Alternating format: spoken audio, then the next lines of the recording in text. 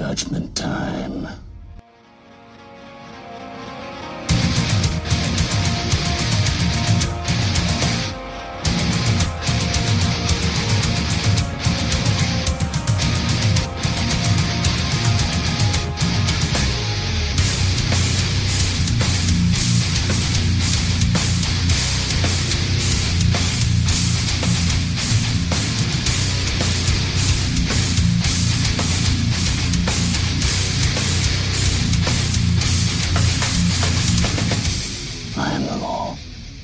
Welcome to Everything Comes Back to 2000AD, and today I'm joined by Mr. Stephen Ross. Mr. Rossy, what you want? Oh, the tree of ice cream cones, a cocoa castle full of home, custard cakes, coffee breaks, holiday, we're on the stage. Hello again from sunny Southern California. It's like we were just talking here yesterday. I'm Mr. John Burtis.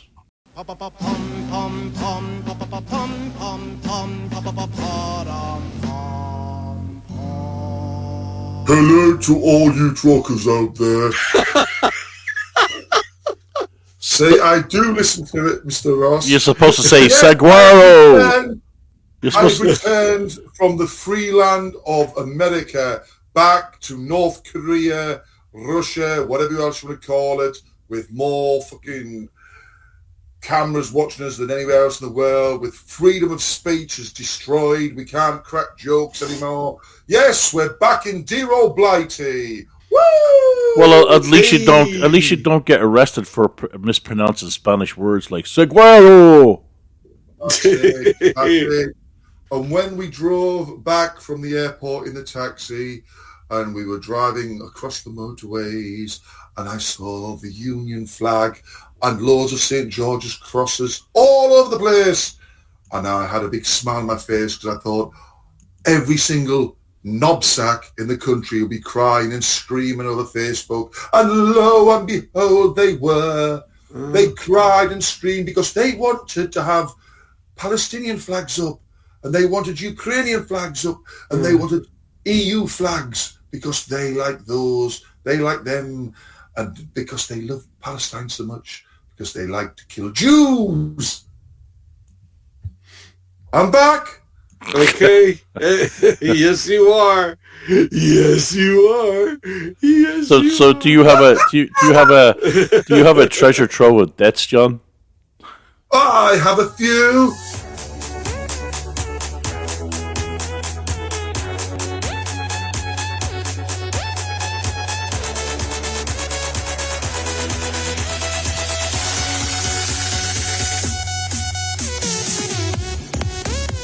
But you stole one yesterday, didn't you? Well, I'll start with Joe Bugner, age 75. He was, as we were all told by many people again, Hungarian, born, and then British national, and then he became Australian national.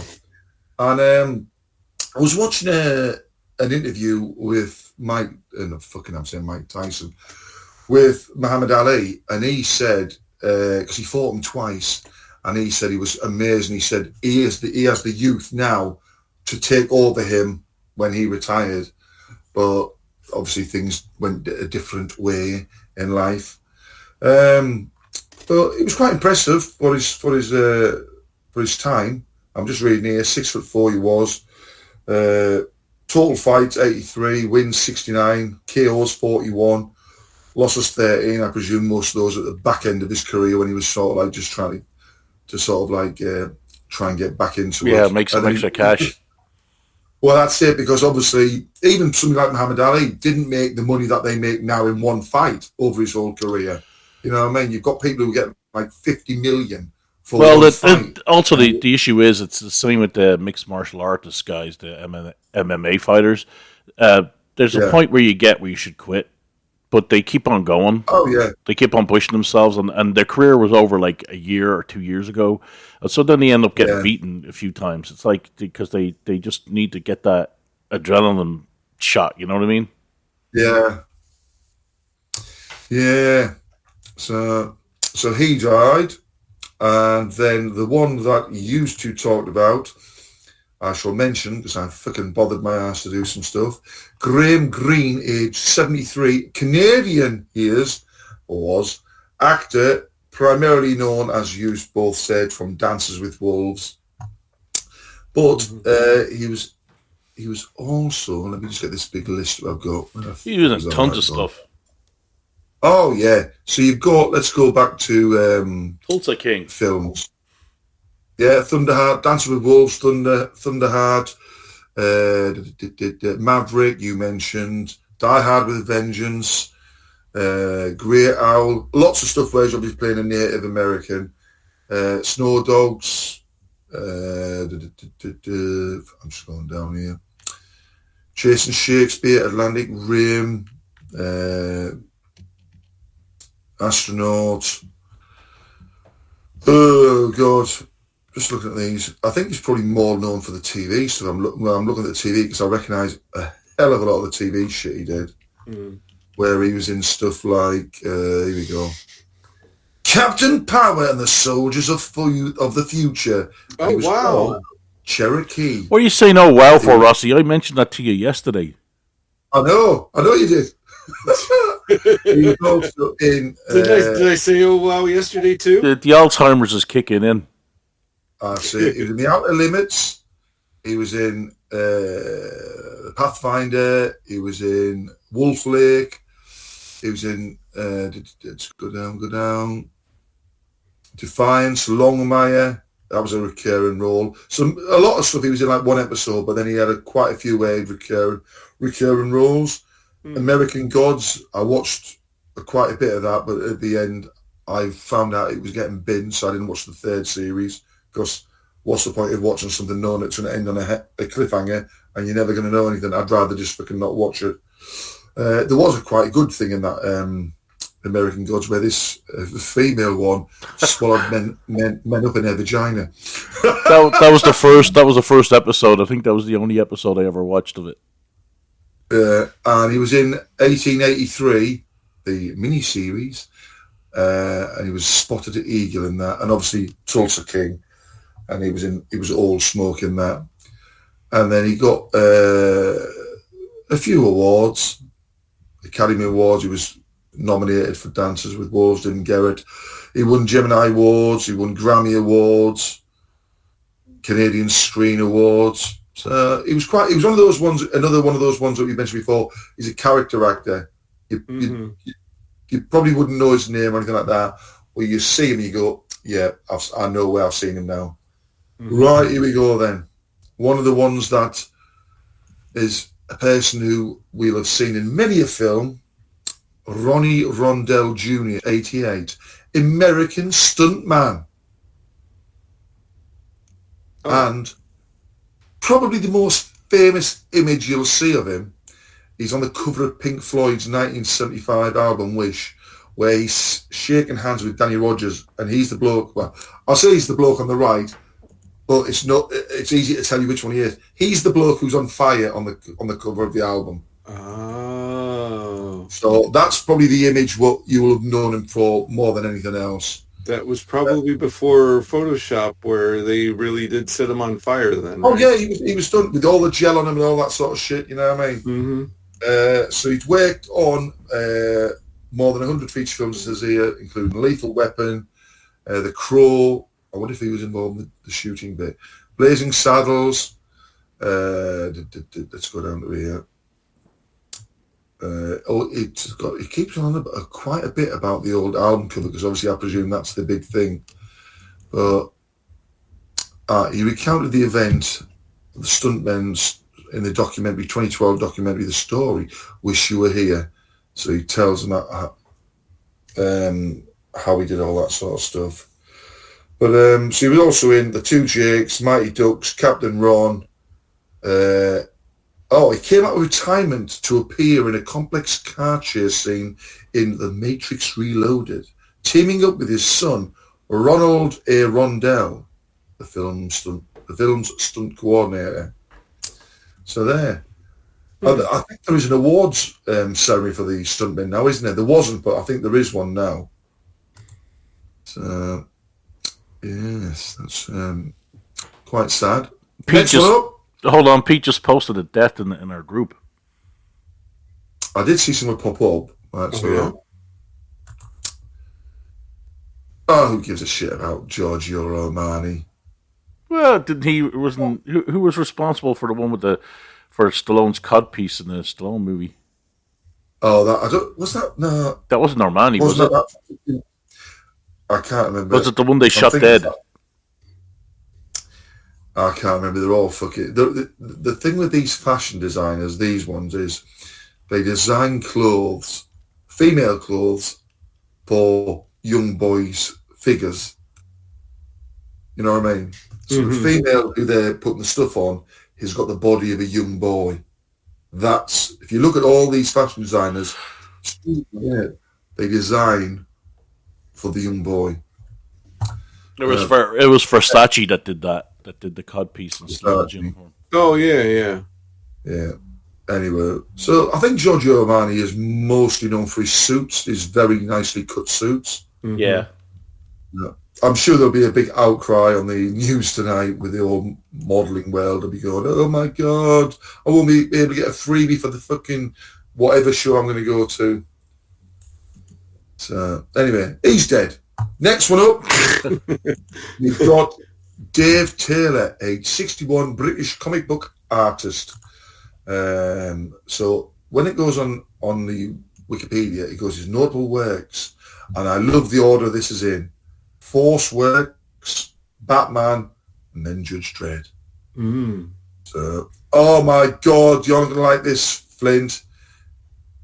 Taylor was born in Liverpool in 1964 and attended the Liverpool Art School back in LA. They have an art school in Liverpool. I bet he was dipping in those bins there, wasn't he? Yeah. And it says here, he became disillusioned with the American comic book making process as deadlines were squeezed, and he was forced to... Wait a minute. He was bad at hitting deadlines? I'm going to get... You came in way too early for that.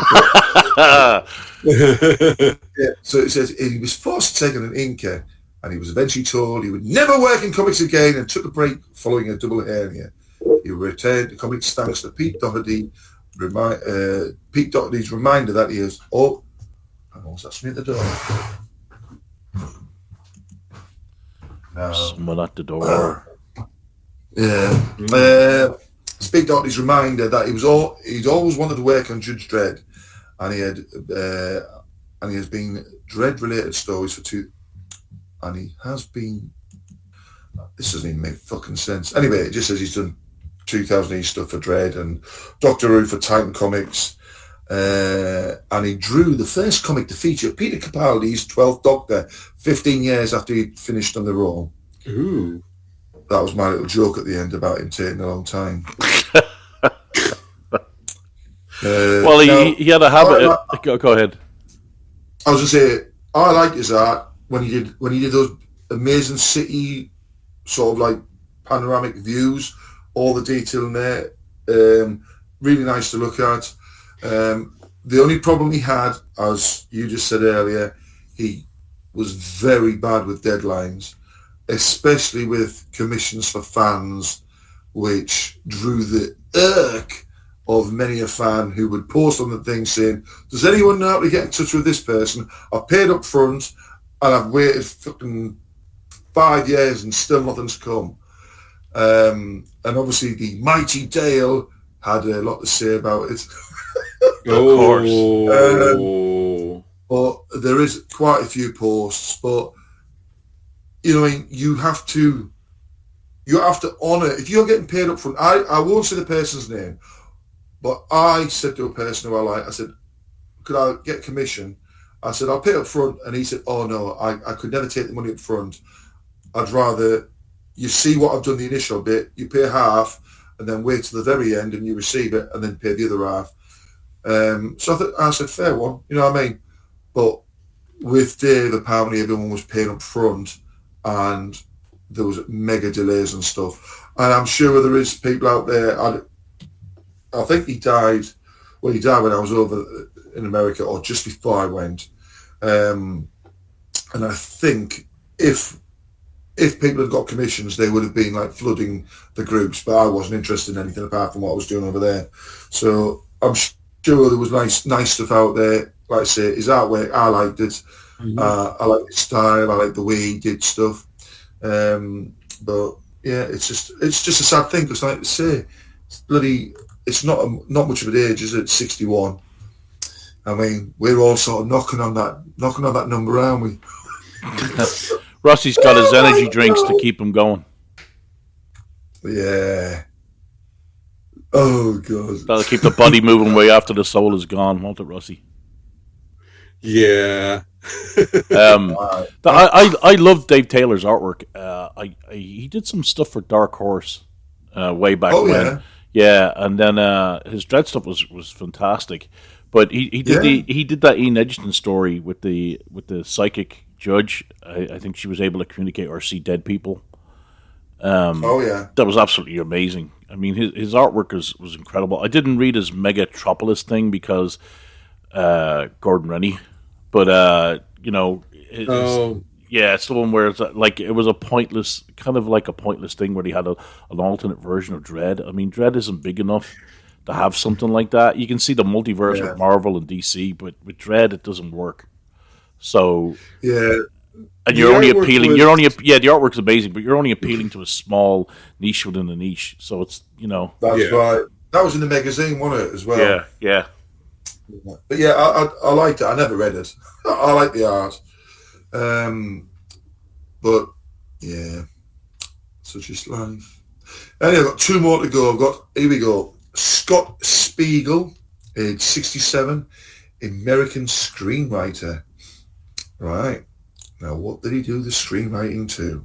Here we go. Oh, that name's really familiar. You mentioning that for some weird reason reminded me somebody else, and I'll mention that when you're done. Right. So it says here he did a hell of a lot of different things because he was director, producer, writer, and sometimes actor. I'm sure that was a little bit thing, but he was in things like Evil Dead. Evil Dead 2. Sorry, he was the writer for that. Mm-hmm. He was the writer for The Rookie. He was he was in the Darkman films, Doc Worker number 5. So I'm presuming he just had tiny little parts. Oh, I recognise him. He was Just Till Dawn 2, Spider-Man 2. He was an actor in that.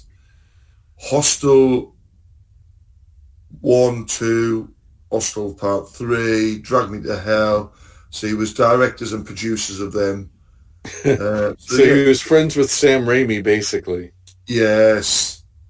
So, Doctor Strange in the Multiverse of Madness. Yeah, he was very much friends with Sam Raimi. Yes.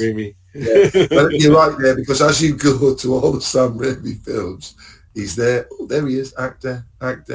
Well, he did stuff before he hooked up with Sam Raimi, but yeah. Oh, yeah. Known Sam Raimi gave him a lot of gigs. Yeah. So he is gone. And then the last one is, I'm going to say this, and hopefully Rossy will get this one, because he loves the old mad British scene from a certain era. Mm-hmm. Ray Mayhew is 15. Now, this is what it said, 59 or 60. They don't know. Wow. He was a British drummer with Sieg Sputnik. They had a drummer? I know, that's what I thought. I thought they had a drum machine. They just set the thing for pulse. That's it. Wow. And I remember when they came up, because there was a big hoo-ha about them having £1 million contract at the time. And then they brought the song out and they put it all over. And it was all right. It wasn't anything special, but nothing ever happened after that. Well, they put commercials in the space between the songs on the album. They sold commercial. Yeah. I mean, that album cover was impressive with the robot and everything. And there was actually a documentary that I saw online, and this might have even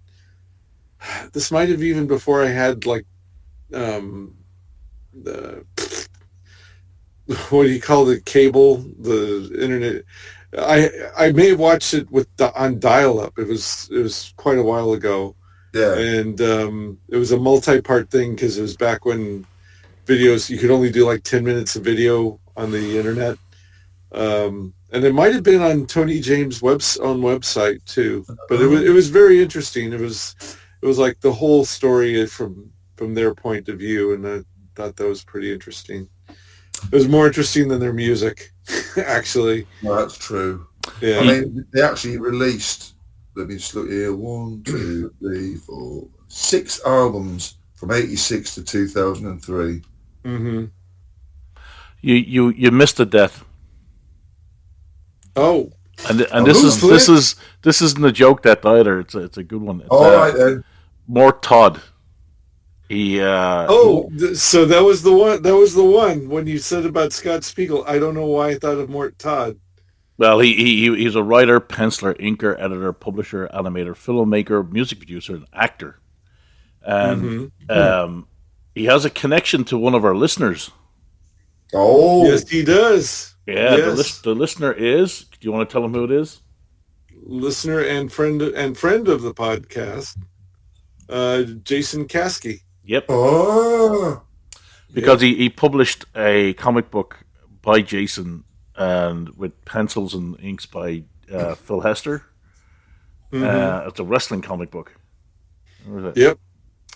So, I bought that before I even knew Jason. There you go. Yeah. So and he was also the editor-in-chief of Cracked magazine. The name of the comic book that he published for Jason was Holy Terror. Yeah. Not the Frank Miller one. Mention it. Right. Yeah, he was editor-in-chief of Mad Magazine, not Mad Magazine, Cracked magazine for Marvel. And that's where he managed to drag Don Martin away from Mad Magazine to go draw for that. But he's done album covers, CD covers. His artwork appeared in newspapers, magazines. He wrote and illustrated the Tales from the Crypt comic series for Marvel. He did 3 animated cartoons for Playboy. He created and directed 3 animated. He's done a lot of stuff. He did a lot of independent stuff. And it's funny that he went, his pseudonyms were Eel O'Brien and Eel O'Brien. And if you know your Golden Age comic books, that's Plastic Man's name, real name. Oh, yes. So here's my creepy, believe it or not story. Dun dun dun. For Mort Todd was I was looking to make I don't actually have Amazon Prime, so I was looking to get the $35 so I could get the free shipping. So I had a couple of things in the basket, and they recommended this Satanic with a K comic book, and it's one of those like Fumetti's, photographs telling the thing. It was basically a ripoff of Diabolic, but it's a guy from Diabolic with a K. Wait a minute. You don't do Amazon Prime. You actually have to go and spend over $35 in order to get free shipping. Yeah. Okay.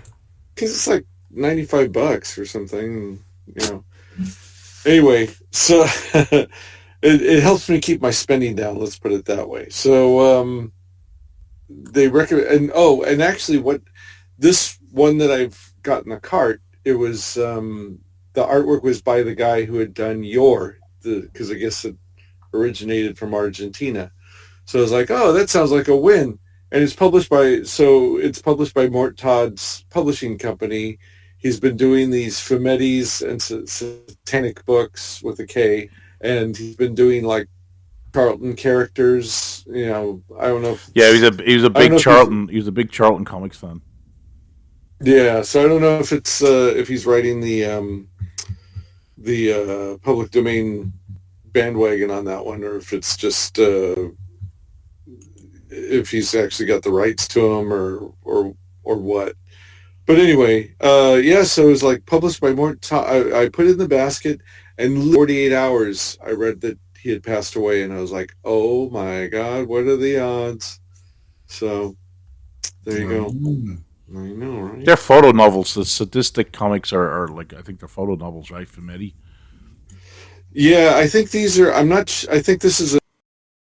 This has to be a mix or something because it's like your artist is credited on this one. There's like two Oh, or he three did. of He them. did both. He did a photo novel, and then there's the comic strip. Yeah, there's like two or three of them listed. There's one that's like a pretty, and you look at it and you go like, it says, oh, it's like, oh, it says omnibus, but it's a chunky book if you look at the page count. And then this Is it one, Rebellion Omnibus? no, you get your money's worth. You more than your money's worth. So anyway, I've got that in the basket, and I was kind of like waffling, like, oh, there's something else I need to get. I'll make the $35. I don't really need this, but now that he passed away, it's like, oh, okay, maybe I'll just. Not that he's going to get to spend my $10, but it's like, oh well, I'll get it. It's like my last Mort Todd thing. Yeah, if you go to a website, it looks like a mid 2000s website with all the stuff on it. But it's for the Mort Todd website. Yeah, it's mortodd.com. Yeah. But it's got some great images on there. Warrior women of the think his golden finger age. quotes. I think his finger quotes acting is like YouTube video type stuff, Right. Or fan filmish type things. But hey, you know what? He did a lot of stuff that I'm not going to take that away from him. Yeah, Well, you're just talking about. I was just talking about the excellent page count that Rebellion like to put into their omnibus books and stuff like that. Mm-hmm. Well, releasing a Boys in the Hood, a Sinister Dexter Return in Bulletopia, available for pre-order now. Comes out next. Why March. would you buy that? Why would you buy that when you didn't do anything else with Sinister Dexter? I know. That's. But the thing is, it's 192 pages. It's not. How much is it? 20 quid.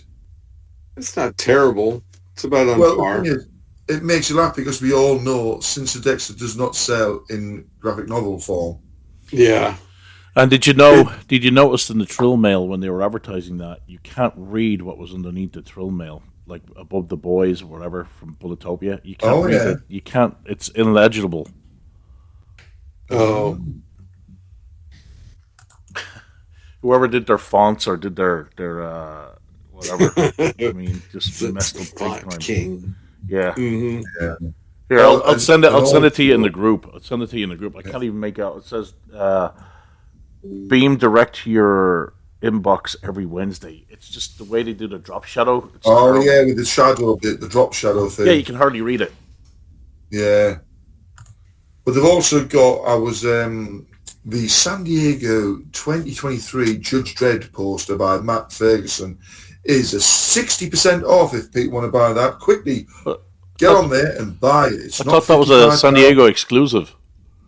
Yes, but because it's got 60% off, because even the exclusives didn't sell. Yeah, nobody went for those.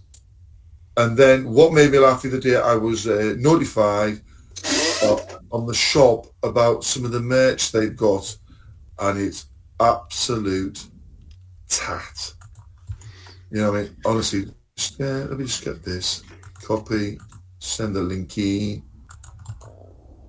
paste, send. Have a look at that.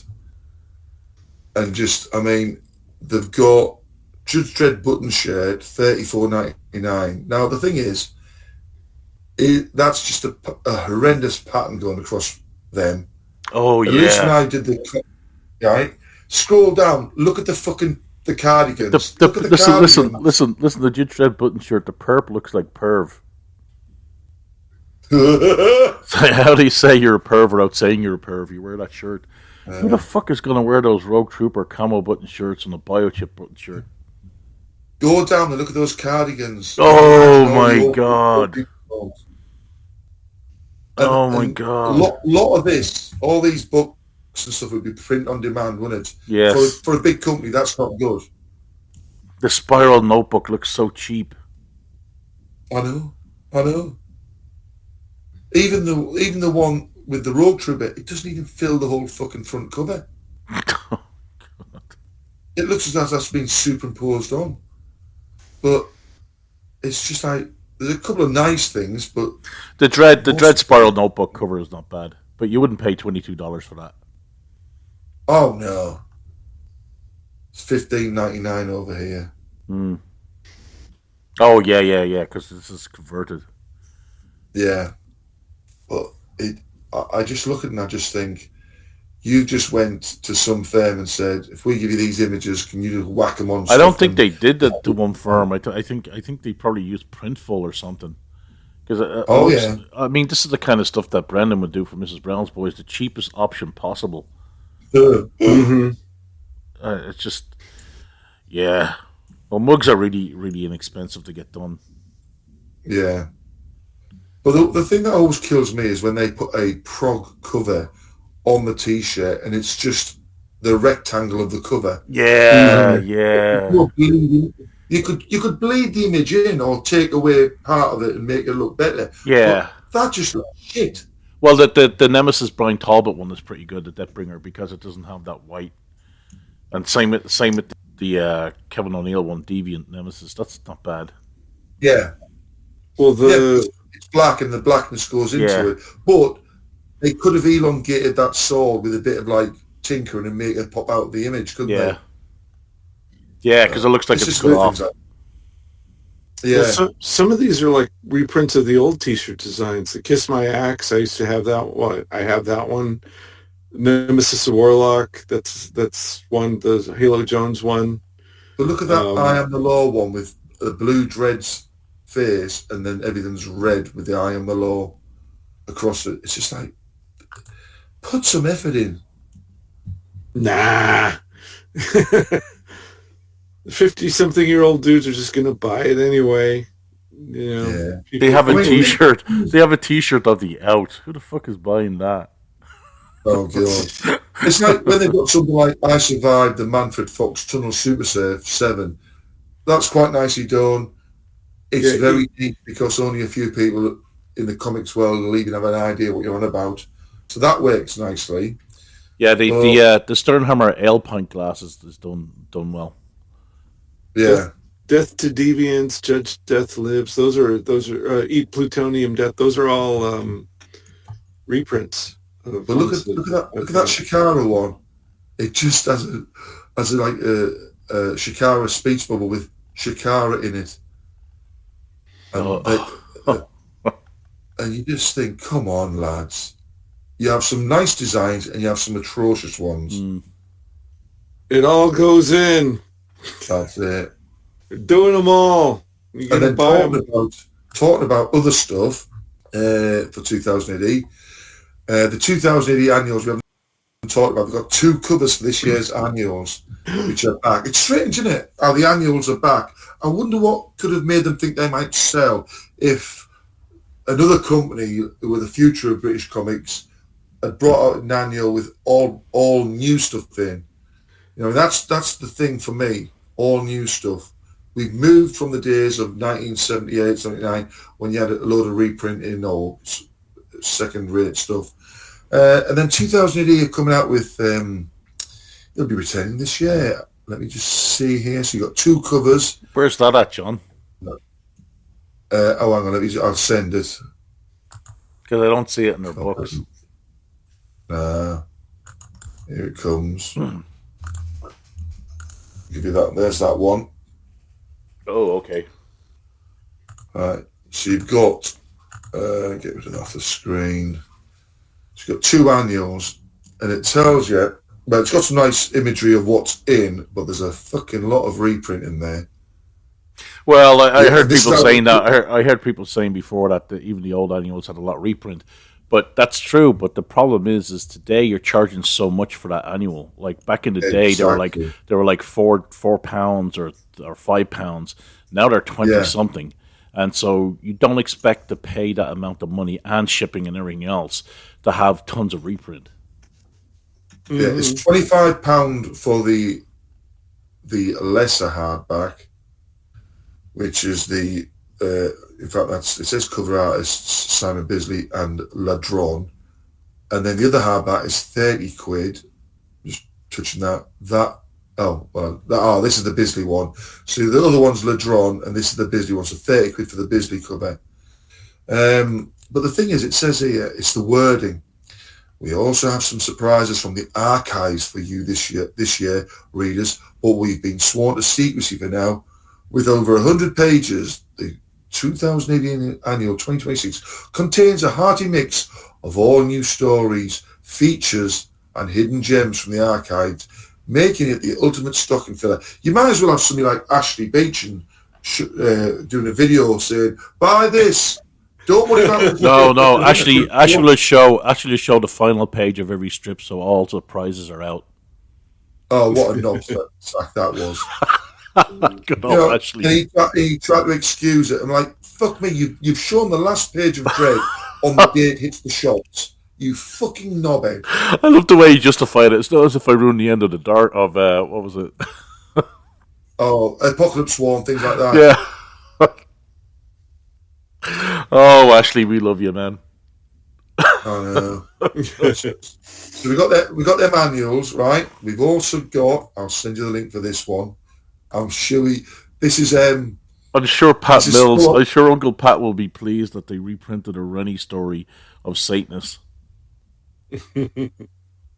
Satanists Unchained. That's what that image is from.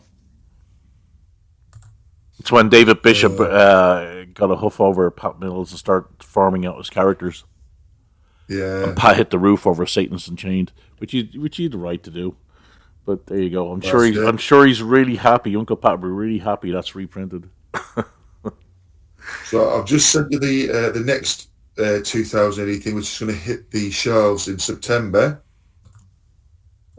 Oh my God. Red Dragon Source for 2018 September. Borda this September 2018 welcomes back a Welsh legend for an all-new story spinning from the pages of the classic series Zenith, a.k.a. Milk That Cow, baby! Milk that cow! Yeah, no kidding. No kidding. What a shame. After that. So you got that, and then my third one, which is a good one. Let me just get that. Here we go. Copy. Ladron is a really good artist, but I don't know if he's suited for Dread. He's the one that did the regular cover of the annual. And then the last thing I've got to do is the Judge Dredd by Carlos Esquerra Apex Edition Slipcase Edition. That's 130 quid. And the other version, the hardback, is £95. So that will only sell in the UK and maybe parts of Europe. What they've written here is the slipcase edition is limited to 400 copies, and each slipcase edition contains an individually numbered tip-in sheet bound into the book, featuring unused 2000 AD cover artwork. Now, to me, what they could have done was to get the signature on theirs. I mean, other people might just shout me down. Would have been to get Sandra to sign it, his missus. Mm. You know what I mean? Because or his kid, because his kid did some. Oh, his kid, yeah. Because that would have been a nice gesture, you know what I mean? Because, as we said at the time, it was a shock that when he passed over.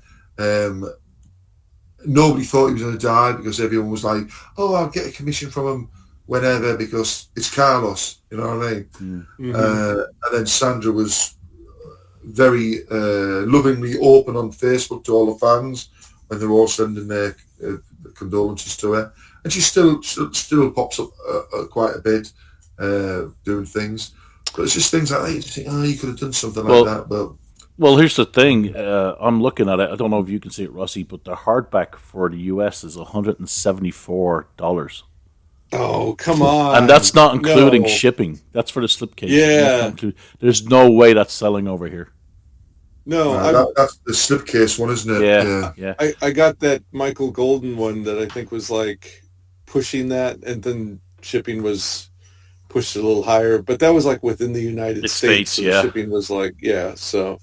I mean, not to be mean or anything, but I mean, even if they found DC Comics suddenly opened a drawer and found like some Batman pages he had done, nobody here would because he's so associated with Judge Dredd and it's Judge Dredd is so not a thing here, and especially now. It's like no, yeah, it's not here.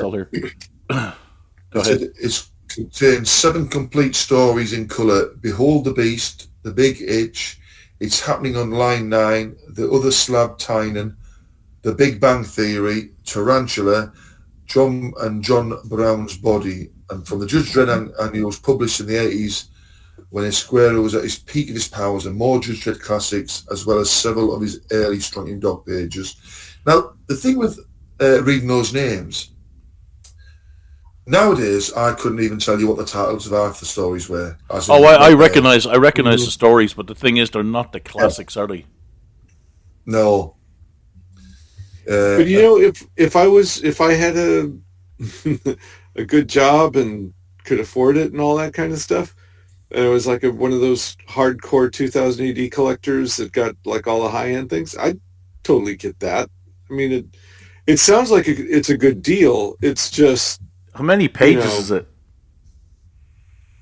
It says 128 pages. Yeah, most of that is made up of the bulk of that annual stuff. Yeah. My issue with these in general, not just the Apex editions, but when they do these artist editions over here as well. Yeah. Like I have the Wally Wood one that they did. I think it was, God, I don't know if it was IDW Dynamite or one of those that did it. But it's like the original. I think I showed it to you, John, when you were over here. Like the big, huge book. Yeah, hardback. The problem I find with it is that you'll see the inks on stuff, and you'll see some whiteout where they use, but you don't see the pencils. Yeah, you don't see the pencils. I would rather have a book of Brian Boland's pencils. You know, what his pencil pages look like, and then you can have the finished black and white ink work next to it so you can see what changes he made. Because the pencil work is more interesting to me than the ink work. I mean, the ink work is more or less what ends up being published anyways. Yeah. So that's my issue with those kind of books anyhow. So I got 2 of them. I got 2 Wally Wood ones, and then I stopped. I'm like, I'm not getting any more because I'm looking at the artwork and see all the writing that they put in the margins, which is great and everything else. But it's basically, that's what ended up being printed anyhow. I'd rather see a pencil pages to see how much change. It's like looking at the Robin Smith cover stuff that he did with the sketches that he did. That's great stuff because they're raw. You know, they're the original thumbnails or sketches, and then you see what the artist did with them in the end. It would be the same kind of thing if you showed the pencils, what the pencils looked like, and how loose the pencils would be compared to what the finished was. You know, so that's just my bugbear overall in those kind of editions. But I mean, it's money for old rope, isn't it? Mm-hmm. Oh yeah, I mean, I think I'll get the slipcase one because I've got the Bolland and I've got the first Mick McMahon one, which is all Dread. And this will just round them off, you know what I mean?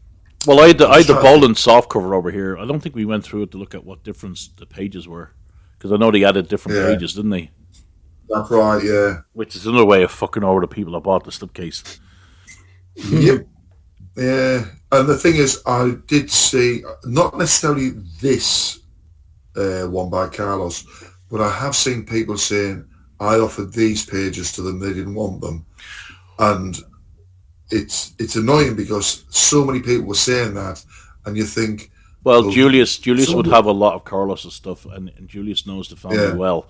So I wonder if they approached Julius, or it seems, my impression seems that maybe they didn't, or else they would have had more better stuff than Behold the Beast, the Big Itch, It's Happening on Line 9, the other slab. They would have more than just that if they had went with Julius. So I wonder, I'll have to ask Julius now if they approached him. Yeah, I mean, I don't know who would be next on their list after Carlos. Well, Steve Dillon. Isn't that one already out? Is it? I think that came out months ago, about 4 or 5 months ago. There wasn't much hurrah about that, was there? No, I think because they did an art display, which went over to Lawless But I'm sure it was out before then. So Well, they'll have to do artists that are well known in the US as well. Probably a Dave Gibbons one. A Dave Gibbons one would have been perfect with some of the Rogue Trooper stuff because the movie's coming out.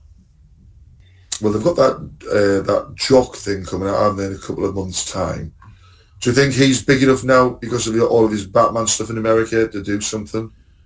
Probably, but Jock's artwork never really appealed to me. But it might appeal to other people. But he did do a lot of Batman stuff. If they did Alan Davis, but then you'd get like old Alan Davis before he got all polished up, and the American fans would be like, "Ooh."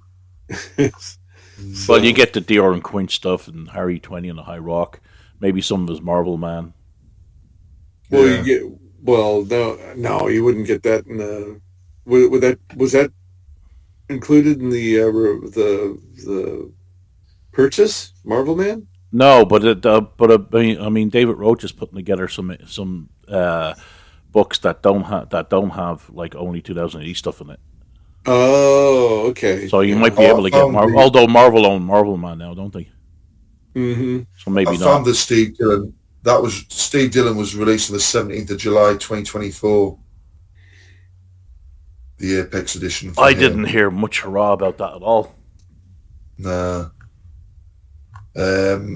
Also coming out at the same time as the Carlos one, I think it says 2 months away, is, well, the Art of Jock comes out in a month. That's 50 quid for the hardback. But you've also got the 2000AD Art of Sean Phillips. I'm on the webshop exclusives here because it's easy to find them. Yeah, I don't know if that's going to sell over here. I mean, Sean Phillips has done a lot of work over here, in especially with. Did he do zombie Marvel stuff? Yeah, Marvel Zombies, the first series I think he did, but he also did his criminal series over here with. I think it's with Ed Brubaker, isn't it, Rossy? What was it? Ed Brubaker, the criminal stuff with Sean Phillips, the whole selection of books. Mm-hmm. But I don't know if he's popular enough for that to sell over here because he's not like not really. He's not really he's not a fan favorite though, is he? No, like the criminal stuff, but that's kind of like a lot of it's Ed Brubaker. Yeah, niche stuff.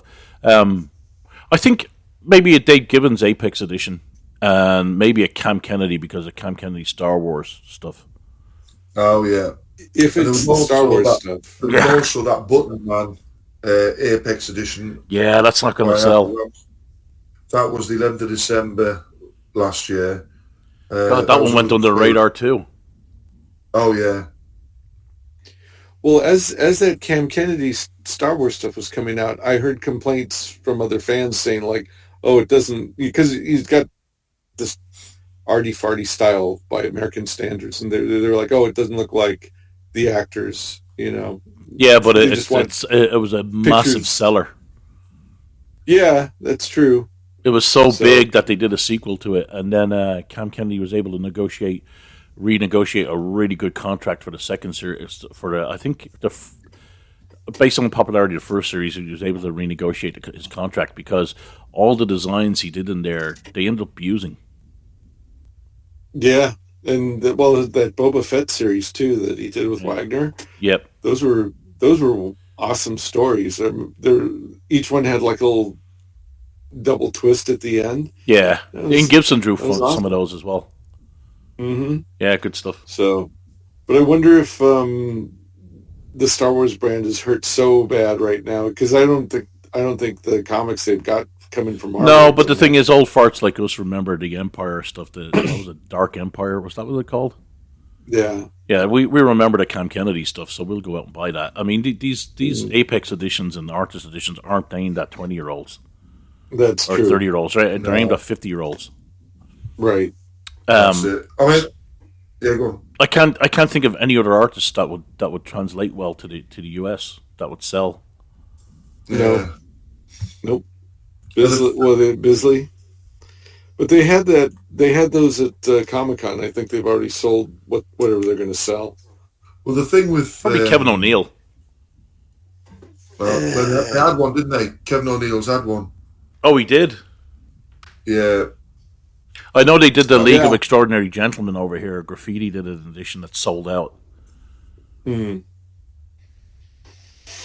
Yeah, I think they've already. I mean, once you have one of the thinking is once you have one of those, that's it. You're not going to get like whatever the next super delay. Oh, it's like, oh, we're reprinting that Apex thing, but this time it's got gold embossing and gold leaf. Well, I and wouldn't trust edges Rebellion anyways, because they brought out the Poland one, and then when they brought out the soft cover, they added extra material, so they gypped over the guys who bought the original hardcover. So I wouldn't trust anything from Rebellion anymore, and especially when they're coming out with these definitive versions as well, where they printed pages in the wrong order, where they cut up the splash pages.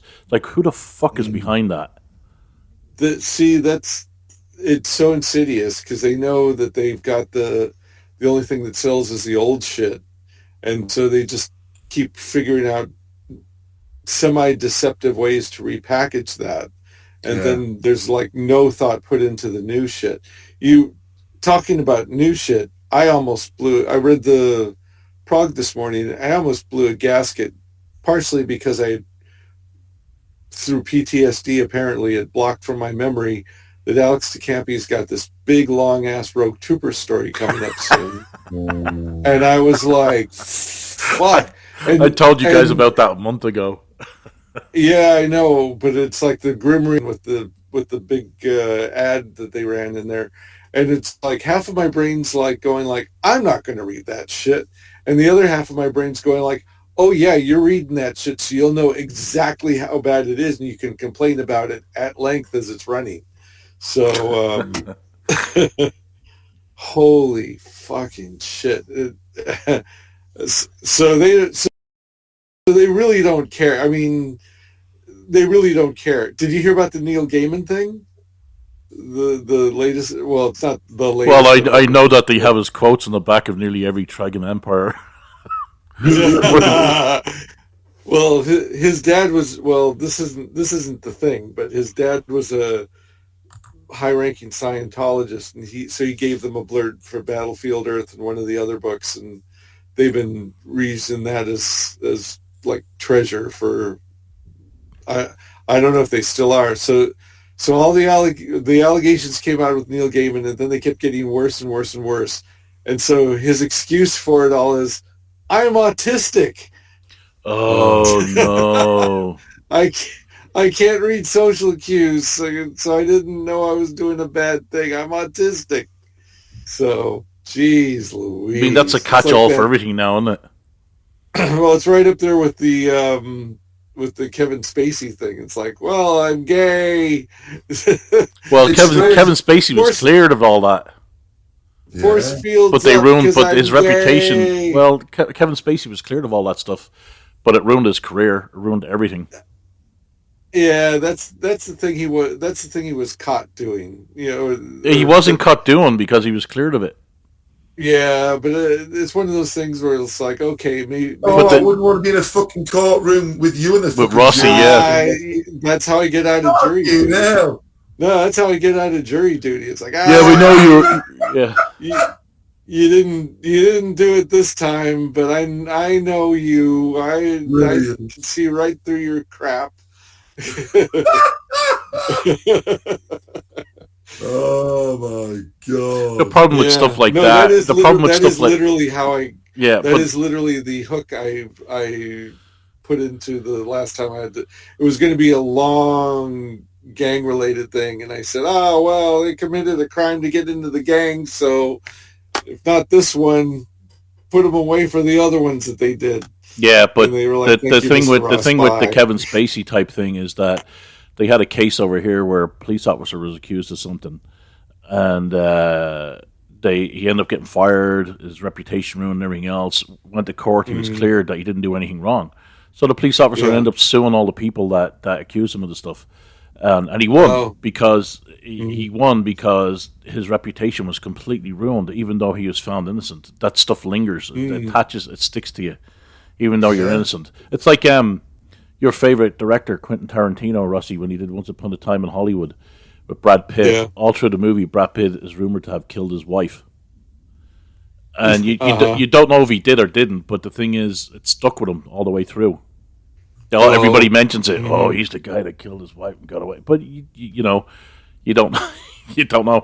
Just the minute stuff like that happens, your reputation's tarred and feathered. It's ruined. Like Kevin Spacey will never bounce back from that. That's like it's like they're referencing. Wasn't it like Robert Blake and William Shatner both had that kind of? Well, I don't think it was William Shatner. It might have been what's his name, the guy from Heart to Heart that drowned us. That Natalie Wood. Yeah, the Natalie Wood situation. Yeah, no, it was. I think Shatner. It would have been too. It would have been too late for Shatner. It would have been too late for Shatner because it was set in the. Knowing Tarantino's movies, he would have wanted everything to be around that era, the 60s or whatever, 70s. So Shatner would have been too late for that. Yeah, I'm just saying that there's been a lot of like, did they kill their wife things? Because like the wife's found dead under like weird circumstances. Nah, he just divorced her like he did with the first one. He's been married more than once, Shatner. I think his wife divorced him the first time around. Beamed her away. Jim beamed her away. I remember that joke. That was... we went to see... are you talking about that Full Moon movie with the... What's his face? With George Takei?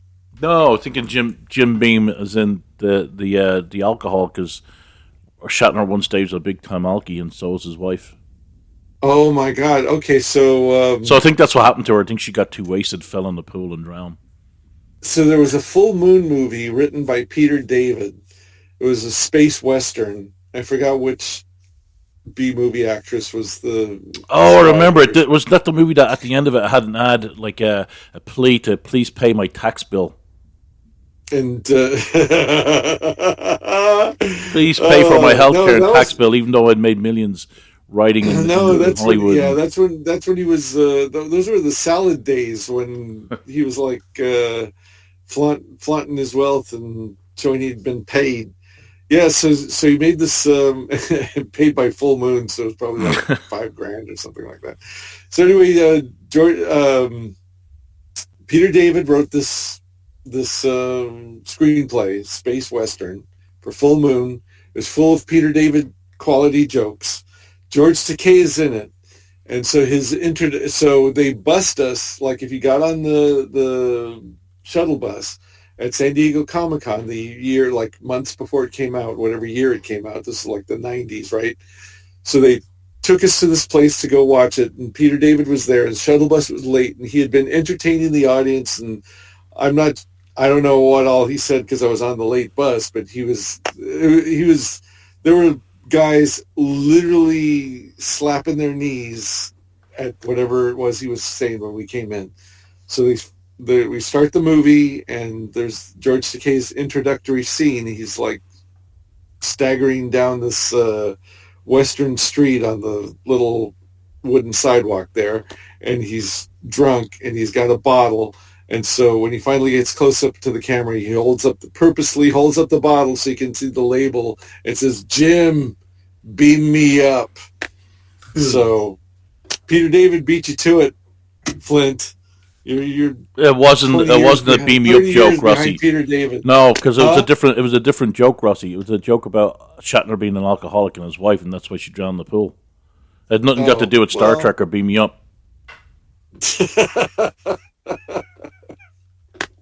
All right, you win. You win this one, Lockjaw. What's the movie called? Oblivion. I think so. There were two of them. But what year does it say? What year that one came out? 1994. Yeah, that's about right. So I remember from all the way back. I can't remember what I had for lunch yesterday. But He wrote this sequel as well. Yeah, that's why I was saying that. I think there was two of them. Yeah, Oblivion and Oblivion 2 Backlash. Yeah, it must have been the first one because I know it wasn't. I'm pretty sure they didn't have to like explain anything. So, right. Yeah. Well, I'll tell you what. We won't do Kickstarter Corner because myself and Rossy did that the other day, and Thugs is pottering along. I sent out another email last night with some behind the scenes stuff, which is interesting, showing the alternate cover for Thugs issue 1 to the mailing list. So that was good. So we can do movies and TV, John, if you want. Why not?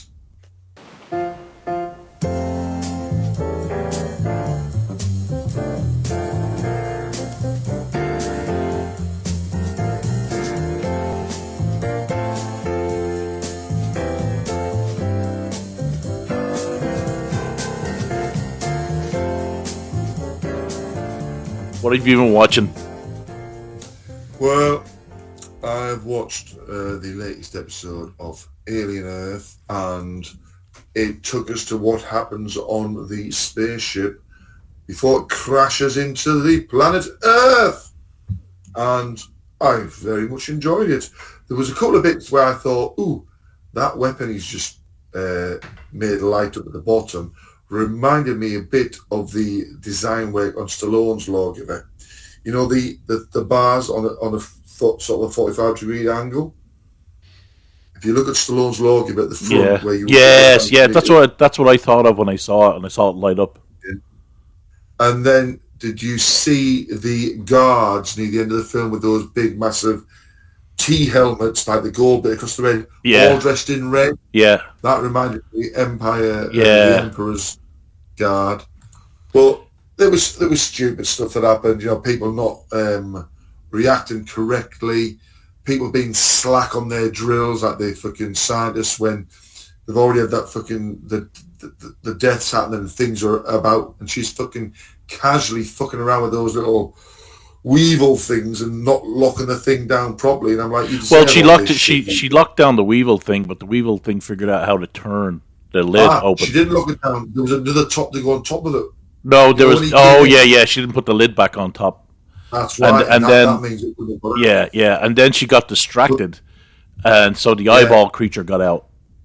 The eyeball creature is my favorite creature. Yeah, he's my favorite creature too, and he's so funny. Because he's smart. Busy telling me, look, he was pointing, he was tapping the glass, going, "Look, the fuck is coming to get you." Look, and she was ignoring him. Yeah, that was funny. And I was going to say that the scene at the meal, when they're all being talked to, and her big growler with the fucking alien seed shit in, is sat there, and you're thinking, I hope she drinks it, and the poor fucking young idiot lad drinks it instead. Yeah, he was so stupid, that kid. He was so like out of it. He didn't understand the English language. Kind of got mixed up. Yeah, he was such a mess. But what I loved about it is that you thought the cyborg guy was the bad guy. That he said that in the first episode. This spoilers. In the first episode, you get the impression that he's the one that set everything off. To get the aliens to land in this place or to kill off the crew or whatever. You thought he was the one that did that. And then in this one you find out, no, he's hunting down the person that did do it. You know, that did sabotage them. So that was a great twist. The two most incompetent people in the show in that one episode were the two women. Which makes a change from them all being girl bosses, you know, because the captain of the ship was so bad. She made so many bad decisions. And then you had the science officer making bad decisions too. I mean, like you said, leaving the thing, not putting the lid back on the thing, and, you know, so many bad decisions. And then the one thing I laugh at, and it gets away with it because I said this to Rossy, once if I'm watching a series, if it builds up enough goodwill, I can let a couple of things go. There's a part where the xenomorph is chasing her down the halls and stuff, and you can tell that the xenomorph is running really fast, and she's not running that fast, and yet the xenomorph can't catch her. And Marnie looked at that. Marnie doesn't watch the show, but she was in and she was playing on her phone. Then she looked up and saw it and goes, she says, that's stupid. That creature would have caught her by now. Or would have caught her like 10 minutes ago or whatever. And I'm like, it reminded me of, I even posted a gif of it, of John Cleese, the Holy Grail, where he's Sir Lancelot and he comes running up the hill. That's how fast the xenomorph was running, but couldn't. Every time they showed it, looked far away. And the bit where she drops down the ladders through the hole. Yeah, it would have grabbed her. In one of the earlier films of the Alien, he followed the crew into that escape thing mega fast and wiped them all out, didn't he? Yeah.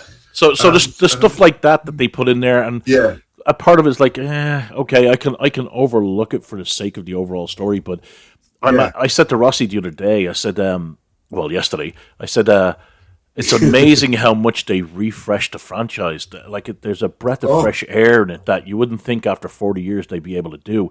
Because all the other Alien stuff, even the last Alien movie we watched, was the same old stuff. You know what I mean? This is new stuff, and the fact that they're bringing back not just the xenomorph, other aliens too, and like that little octopus alien is hilarious.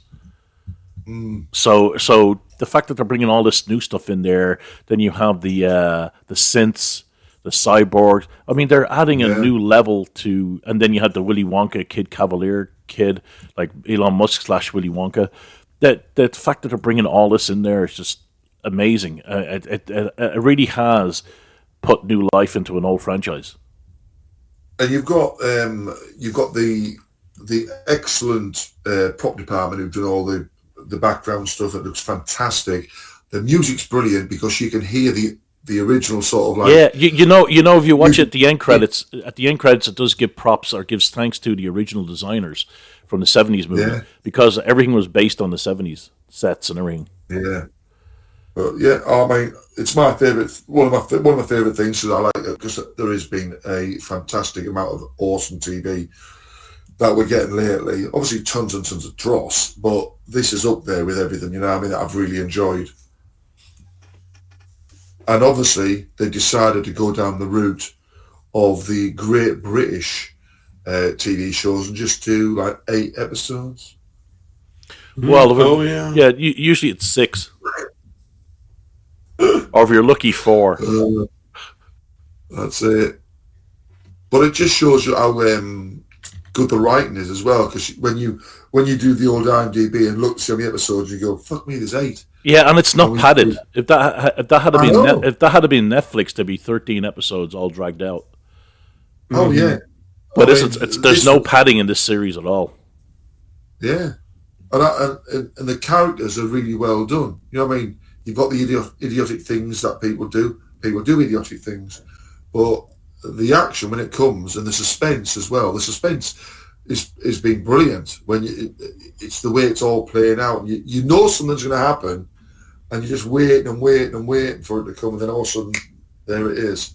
So it's all playing on all the things that make TV exciting, make movies exciting. You know what I mean? The way it's dark in certain areas, and you're peering out, and you know something's there. And it's also got Eddie Hitler in it. Yes. Yeah. He's on an interview, he was saying, "I'm the oldest person in the cast." He's just like the grandfather figure. Yeah. Eddie Hitler. But I bet some of the young ones, there's a bit of a joke there. Yeah, I bet some of the younger audience members, if he went, "Have a look at this, what I did in my youth," they wouldn't believe it. Yeah. Well, the 20-year-olds or 30-year-olds probably remember him from Star Wars. Yeah. Because he had a bit part in one of the movies, didn't he? On one of the ships, yeah. Yeah. They all got destroyed, I think. Great stuff.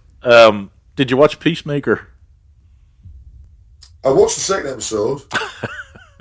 How great was Eagly? Brilliant. It was just hilarious because I didn't think that it would do that much damage to that group of people. Oh, Eagly was amazing. Yeah, and he pulled that eye out. Tim Meadows, the Argus officer sent to oversee, what's his name, Ergonomo or whatever, economist. He was pretty funny, and he had a thing called bird blindness. So when he looks at a bird, he can't tell what size it is, how big it is, how vicious it is, how small.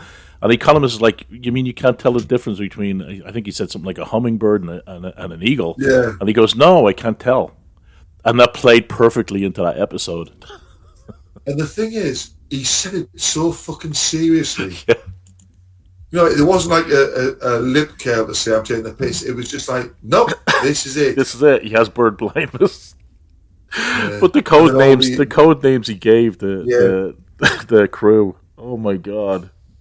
Encino Man. Titties. Yeah. I don't think you noticed, but when they're partying up on top of the rooftop, and Vigilante's only in his underwear. Oh yeah, he's got a massive package. It's like they stuffed tons of socks down there.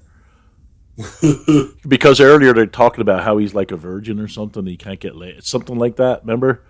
Yeah. And he's got a massive dong, like all stuffed into his underwear. Oh my god, that series.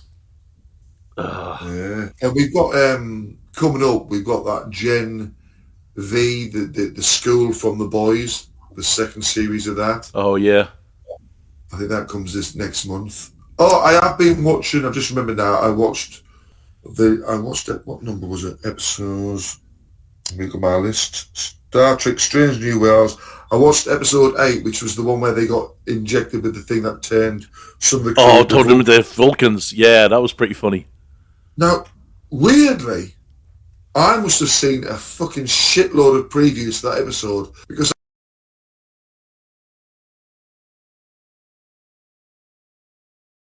or two, it was like about 10 scenes. I'm like, I've seen this before. It was just so weird, but I loved it. And did you watch right to the very end where Spock laughs? No, I didn't see that part. Right. After the credits have started, there's a scene where Spock's talking to, you know, the bloke who turns up, the other Vulcan who's the lover who can control. Oh, Pat Oswalt, yeah. Right. So then to a joker, he's trying to explain to him, well, they're not joking, Spock's trying to explain to him how to speak English. So he says like, it is. And so the other bloke goes, it is. And he goes, well, you can shorten that to it's. And the bloke's looking and going, what do you mean? He goes, so you're not saying it is, you're saying it's. And he can't say it's. He keeps going, it is. And he's going, it's. And he keeps doing other versions of words like that. Goes does he say, can you say saguaro? Yes, he does. And at the very end, when he does the old high five thing, and he goes, and low. And when he goes to hit his hand, he goes, that's too slow. So that he's doing all these things, right, which is funny. At the very, very end, as the other bloke walks off, Spock looks right at the camera and just laughs. And I have to watch that now. I'll have to go back and watch that. It was so funny. I bet it's on YouTube now as well because it's only like a 2-minute clip. But it was so funny because I was thinking, at first I'm thinking, is this outtakes? Because it was so funny. And then when he does that bit at the end, I'm thinking, nah, it's not an outtake. They've done that as one of those like breaking the fourth wall thing, just to say like, did you enjoy that? But it was good. You'll enjoy it. The captain was hilarious, and so was the Nurse Chapel. Yeah, and the seriousness of them. Yeah, and I knew that some of them would have been more the other one, not Vulcan. What's the militant? Yeah, no, the security officer. Yeah, because she had the genetic thing from that. Oh God. Remember in the original Star Trek, the guy that caused World War III, the genetic guy, not Khan. They were on a planet. It was one of the episodes where Kirk and Spock, of course, being down to a planet, and they bring back Abraham Lincoln. Yeah, it was that episode, and the bad guys, one of the bad guys, she's actually got DNA from that guy, one of the bad guys. So and the way she's going, these weapons aren't good enough. We need more destructive power. We need this. We need that. And I'm just thinking, yep.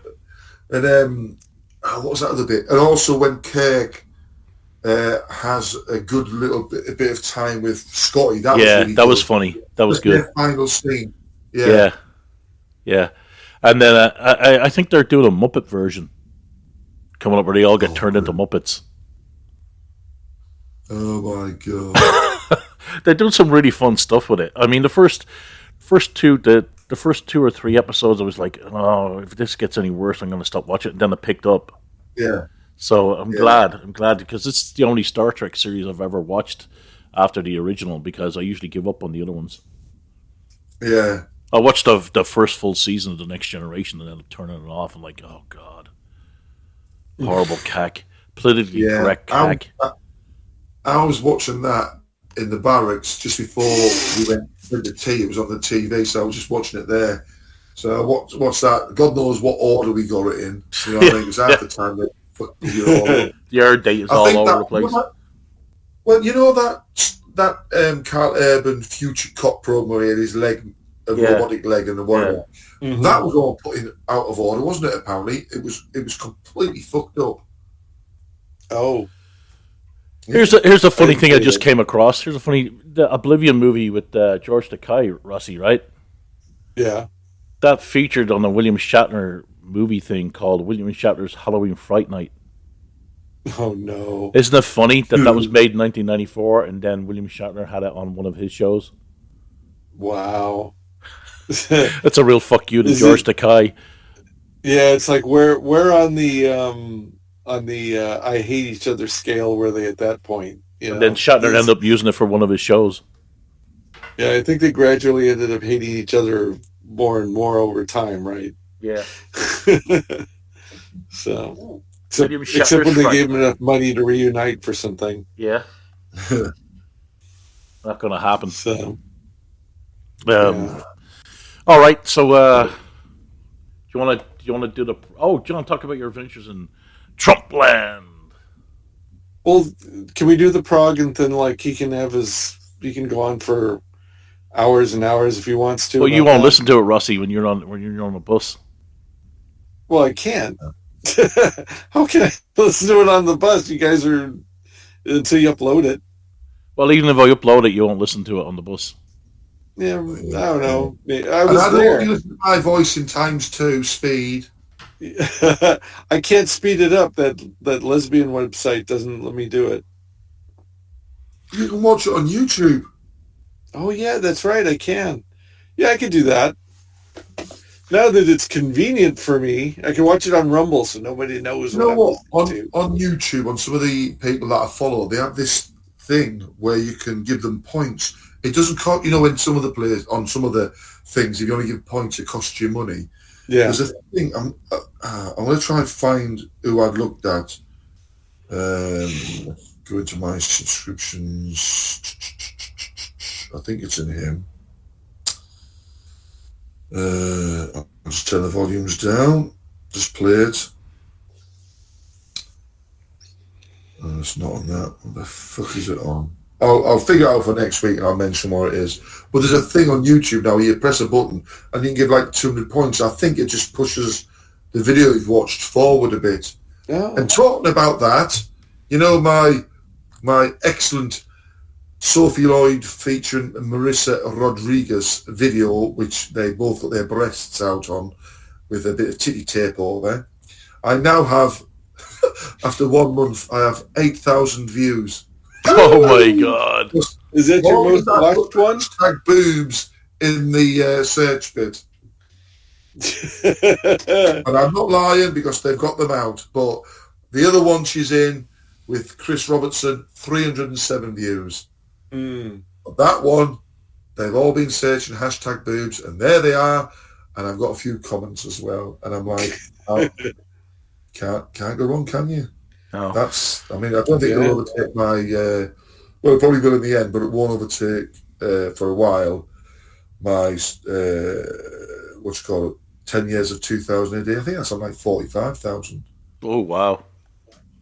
Well, this isn't movies or TV per se, but last night while I was eating my pizza, I found a video just the right length for that. It's the this channel's called Jason Brandt, and it's this guy named Jason Brandt and his wife sometimes, and his two goofy friends sometimes, and they sit there and drink beer and watch a movie, bad movie, and react to it. And people will send them these bad movies, and I guess some of the recommenders are more notorious than others. So last night's movie was called The Chosen One, starring Carmen Electra. And it was Jason Brandt and his wife. And I guess she likes to judge the hot chicks in the movies. So it was, so they started, and the guy that recommended it, they were like, oh no. So the credits come on and it's a trauma movie. And Jason Brandt's like, oh, no, no, no, no, no, no, no, no, no. And it was Trauma. It was a Trauma release. So he was like, well, maybe they didn't actually make it. Maybe it's just one of those ones that they picked up. And I don't know what he was hoping for, because those ones that Trauma picked up and released are even worse than the movies that Trauma themselves made. And Carmen Electra gets naked at least twice in the movie, and they just like blurt it out. It's just them looking at the screen, and the subtitle says, I can't even describe what they're doing because YouTube would nuke this. So, and at the end of the movie, at the end they do this thing going like, was it so bad it's good? And if it's so bad it's good, it gets stamped. And if it doesn't, it gets a little fart sound and says shit. And both of them decided it was shit. But he said, you know what? You could look up the two scenes where she gets naked, or pictures of her being naked in this movie, and just enjoy that. And you wouldn't have to sit through the hour and a half. I think it's boredom. The Chosen One, Legend of the Raven. Yes, that's the one. And so this was the short version. It was like 15 minutes long. Or maximum, it was like maybe half an hour. So it's just long enough to eat the pizza and drink something, have dessert, and that was it. So anyway, it wasn't one of their best episodes because the movie was pretty terrible too. When it's so bad it's good, it's like the whole thing is a lot of fun. This one was painful. So, well, all right. I'll tell you what, we can do the prog if you want. You want to do the prog, John? We'll do. We don't want Mr. Ross to have a heart attack. Oh, you guys. We didn't know, because we're so professional, we didn't decide ahead of time who's doing what. So you're doing the stories that I haven't done. Yeah. Just tell me which ones those are, and I'll pick it up like a pro. Oh, excellent. All right. I'm opening up the... Well, go ahead, John. Let's rock!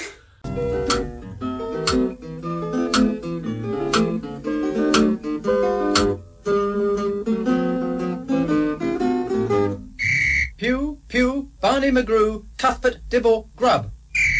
Okay, Prog 2447. We have a cover by Cliff Robinson and colors by Dylan Teague. It's a very Ron Smith, two guns blazing cover. What do you think? Well, way too much writing.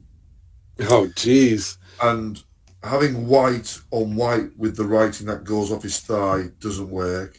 Mm-hmm. Also,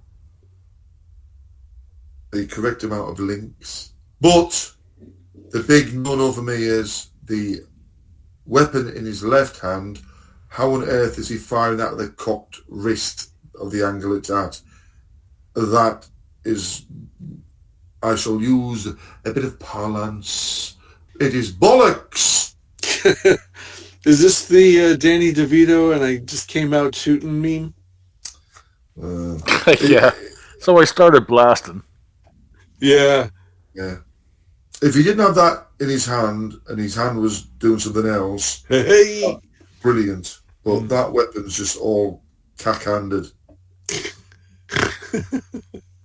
What did you think, Rossy? I've never heard the term cack-handed. I'm going to have to process that. It's.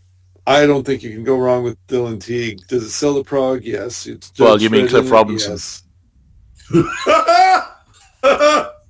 I was just talking. He went wrong with Dylan Teague. No, I think that pairing, Cliff Robinson, Dylan Teague, sells those covers, sell the prog. So I'm fine with it. But I do agree that wording down there is just like ridiculous. And then the little emergency or train crossing bars, that's kind of cool.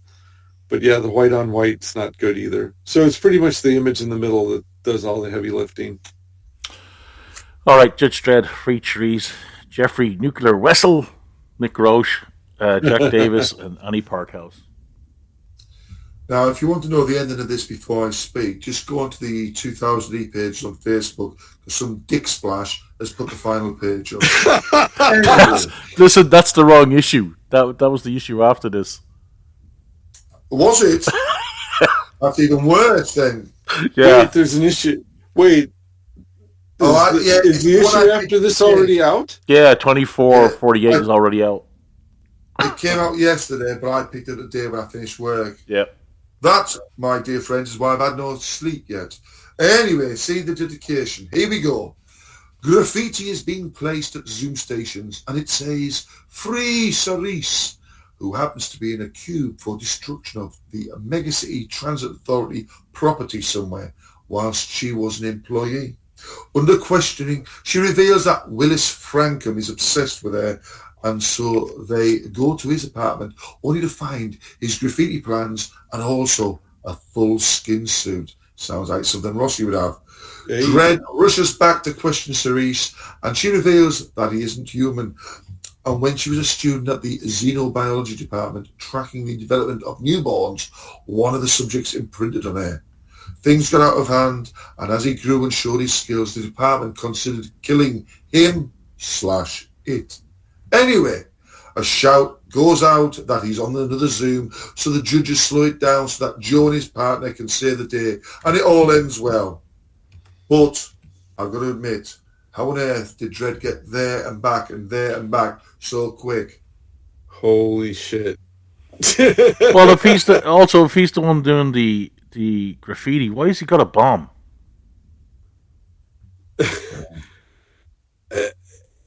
It's probably a MAGA alien.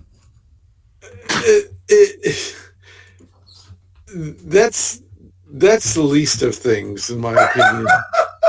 This makes the IDW Dredd look really good. What the hell?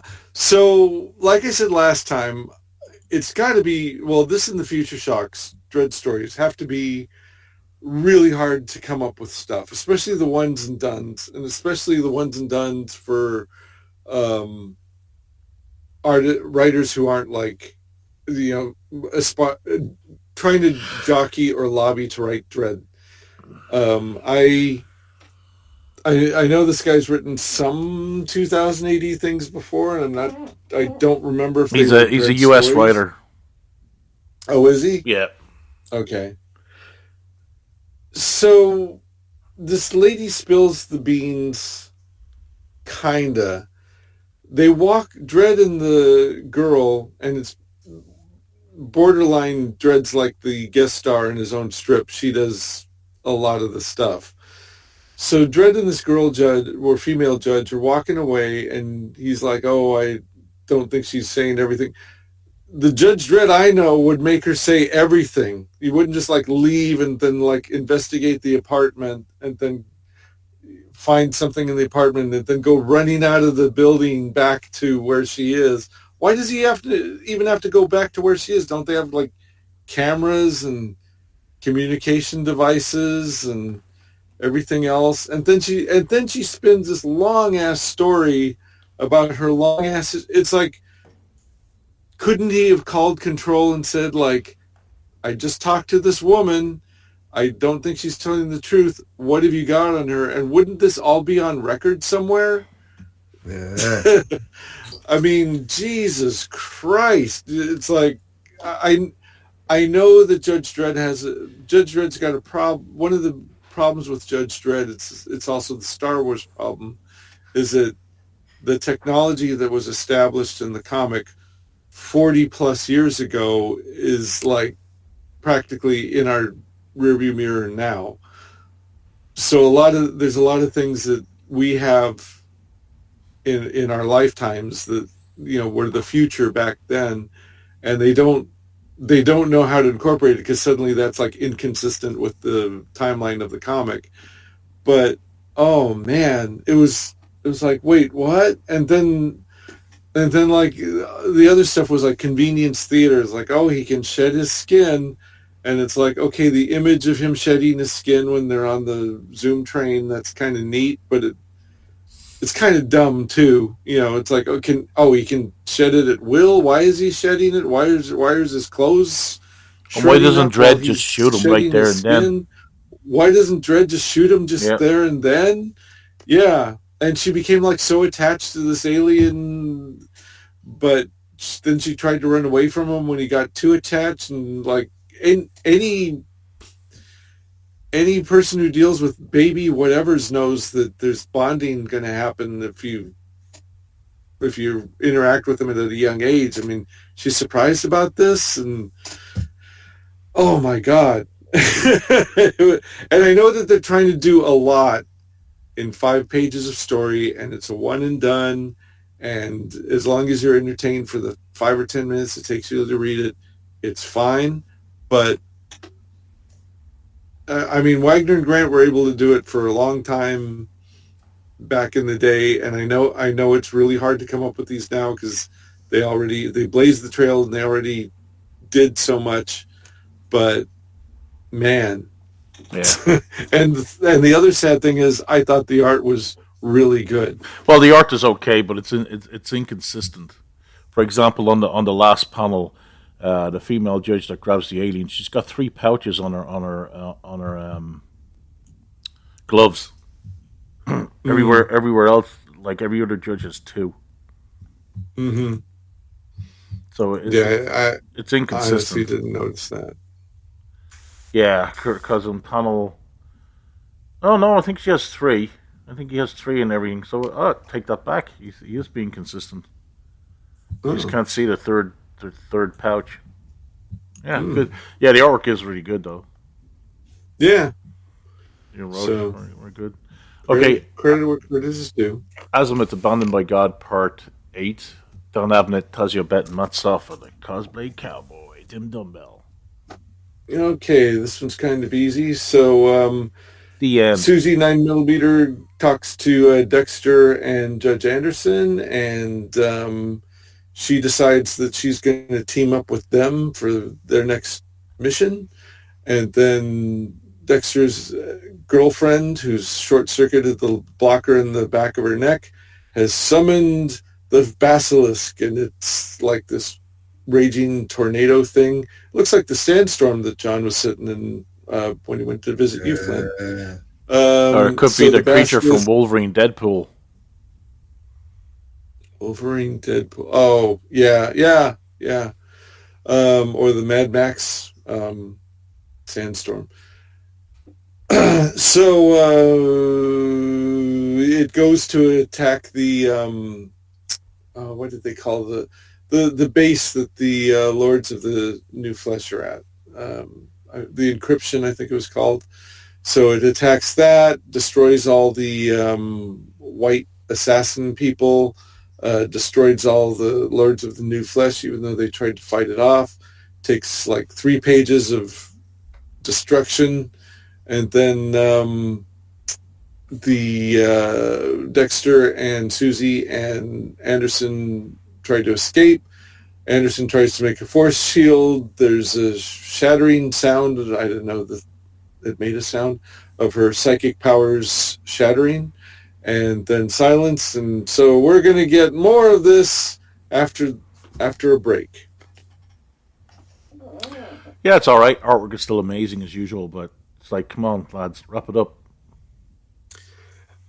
I thought it was kind of a pretty great cliffhanger for what it was, and I'm like, okay, they're something's changing. They're doing something with this.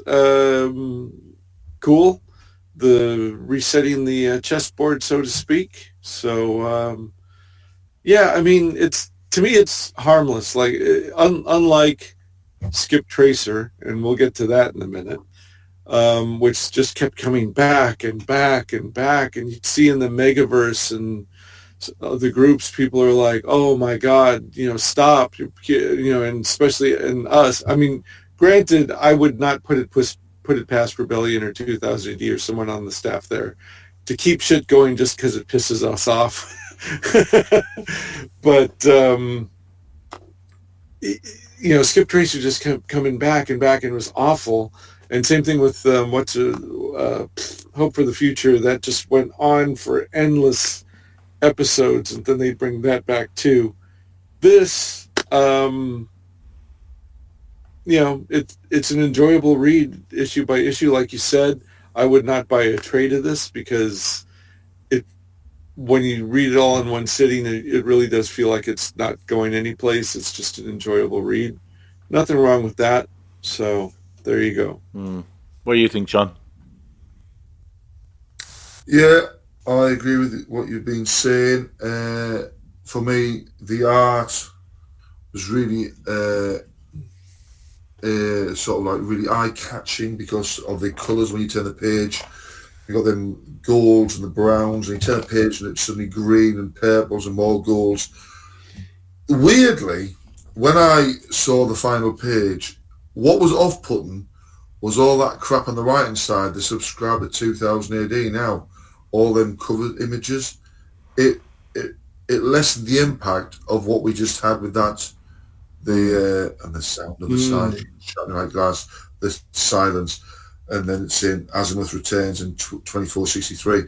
But that bit on the right, it's so distracting. You know what I mean? I enjoyed it, but that sort of like put a bit of a dampener on it because it just distracted the eye from looking at what you're supposed to be reading. It took you straight across to the right-hand side of the page. But I did enjoy it. All right, Future Shocks, Let There Be Light, James Peaty, our favourite writer of all time, Mike Walters and Annie Parkhouse. Okay, so this is probably me. Yeah.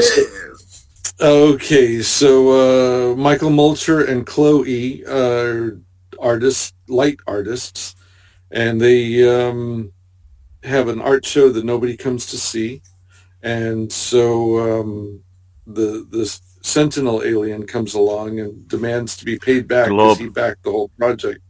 What? Oh, now you see it? Yes, he says glove. So he wants to be paid back, and Mulcher promises that if you don't kill him, they'll do whatever they want. So they are not able to meet their quota. The alien tells them, meet me at this warehouse where they have this very precious light sculpture that he wants them to copy. And so they zap the alien, and they decide that they're going to try to sell it. Anyway, the couple, the man and the woman, get into this tussle. She's got a light splitter in her pocket, which 400 years later, some aliens find the sculpture, or looking at the sculpture, and it's like the two of them are bonded into the priceless art sculpture. And one of them says, the nature of all good art is that it lingers. Like a bad but fart. Then again, so does Skip Tracer and James Peaty, so... Didn't do anything for me. I thought the art was okay. Story, not so much, but that's me. What do you guys think? Right.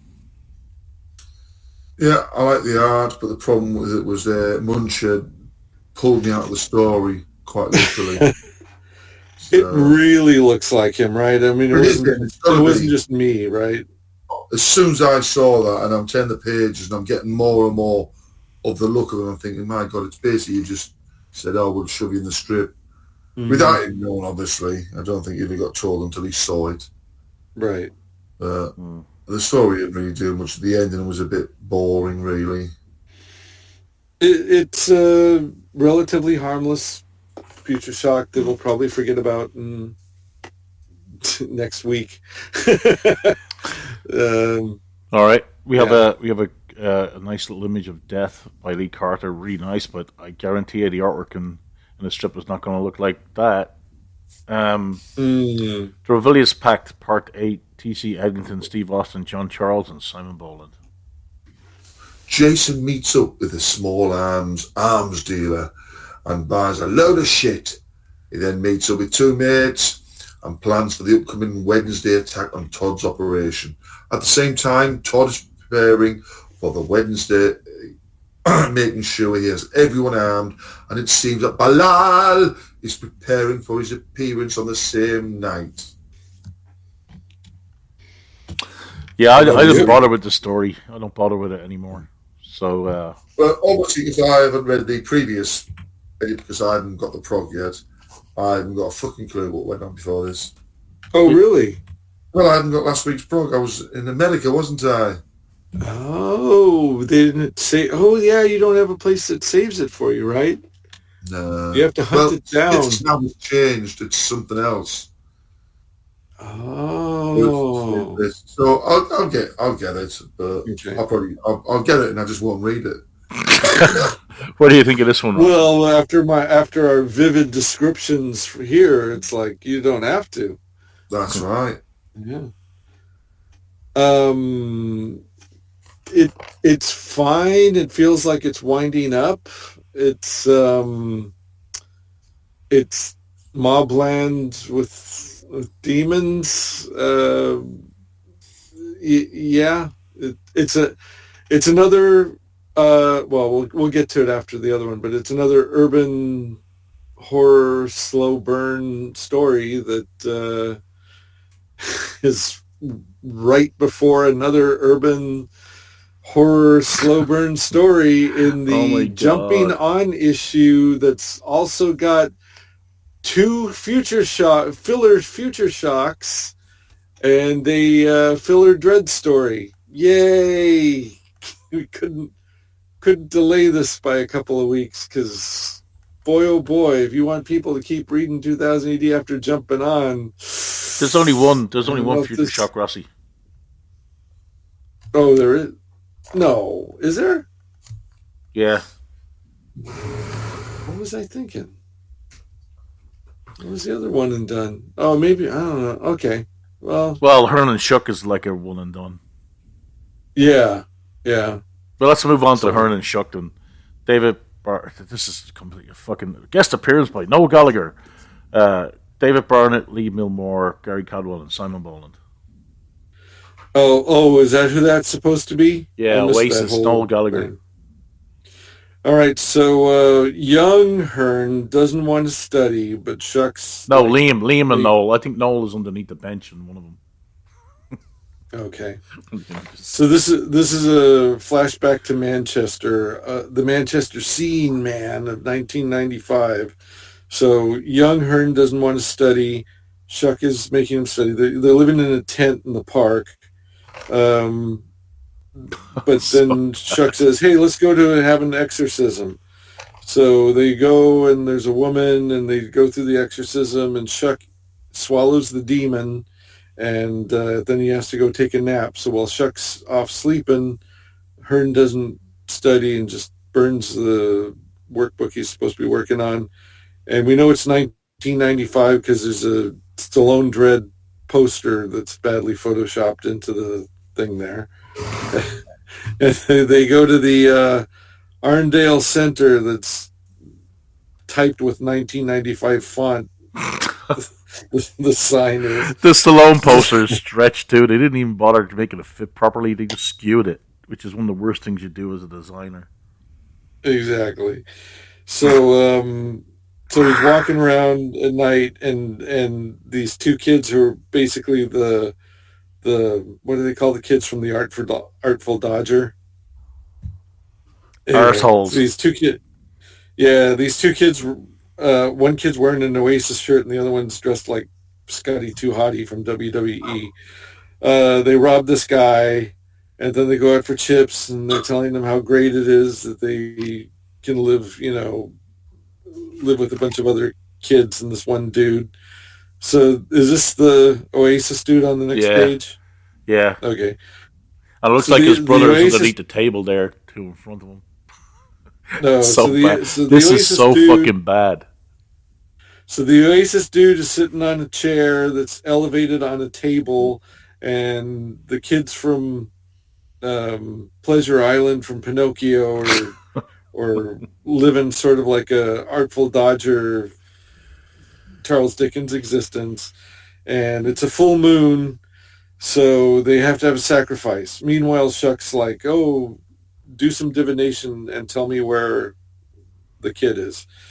So, like, Hearn is like totally into it. Like, magically totally into this scene until they sacrifice the younger guy with the gimpy leg. The Oasis dude turns into a demon. Hearn tries to fight him off and is ineffectual. Shuck shows up, basically eats the demon. Everything's okay. And Hearn says, like, no, I'm not going to hang out with you guys anymore. I'm going back and I'm going to study now because I learned my lesson. And there you go. Well, I think Lee Milmore should stick to drawing rats being scientifically stuck up. The artwork in this is so bad. It's really bad. You can't draw kids. Kids are really tough to draw. Everything looks as if it's drawn separate and just pasted together. It doesn't look as if it's all organic on the same panels. I mean, the page, good grief, they're so bad. 1, 2, 3. The proportions are all over the place. For page 4, when he's falling asleep on a bus, that looks absolutely horrifying. It's panel 4 on page 4. Panel 3 looks like he's floating away from the fire. The bottom left-hand panel on that looks really whack out of place. The fact that he has Noel and Liam or Noel Gallagher in there just takes you completely out of the strip. Everything looks like, you can't draw kids. The kids look like little men, look like dwarfs. Even the colorist had a tough time with this, because on the penulti-Luke page, when he's grabbing that kid's arm with the Oasis shirt, the colorist actually colored in part of the kid's arm red. And the Moloch demon looks completely different style than the style that Lee's been drawing, because Lee relies heavily on photo reference, that everything looks weird. And so when he draws something that he can't photo reference, it looks really odd and out of place. Yeah, it's just the very last panel to last page, bottom right. They look as if they're floating. They look like those. Remember those kits you used to get, John, when you were a kid? You had a scenery, and you're able to get the men and just paste them on top. Oh, color forms? Yeah, like color forms. It's just so bad. I mean, even at the last page, the third last panel, the guy in the orange, a talking dog, what the hell? He looks completely out of place. Everything looks a mess. I mean, this is Lee. If I was you, stick to doing those animal strips, because this is not your strength. Well, it doesn't help that the script is fucking terrible too.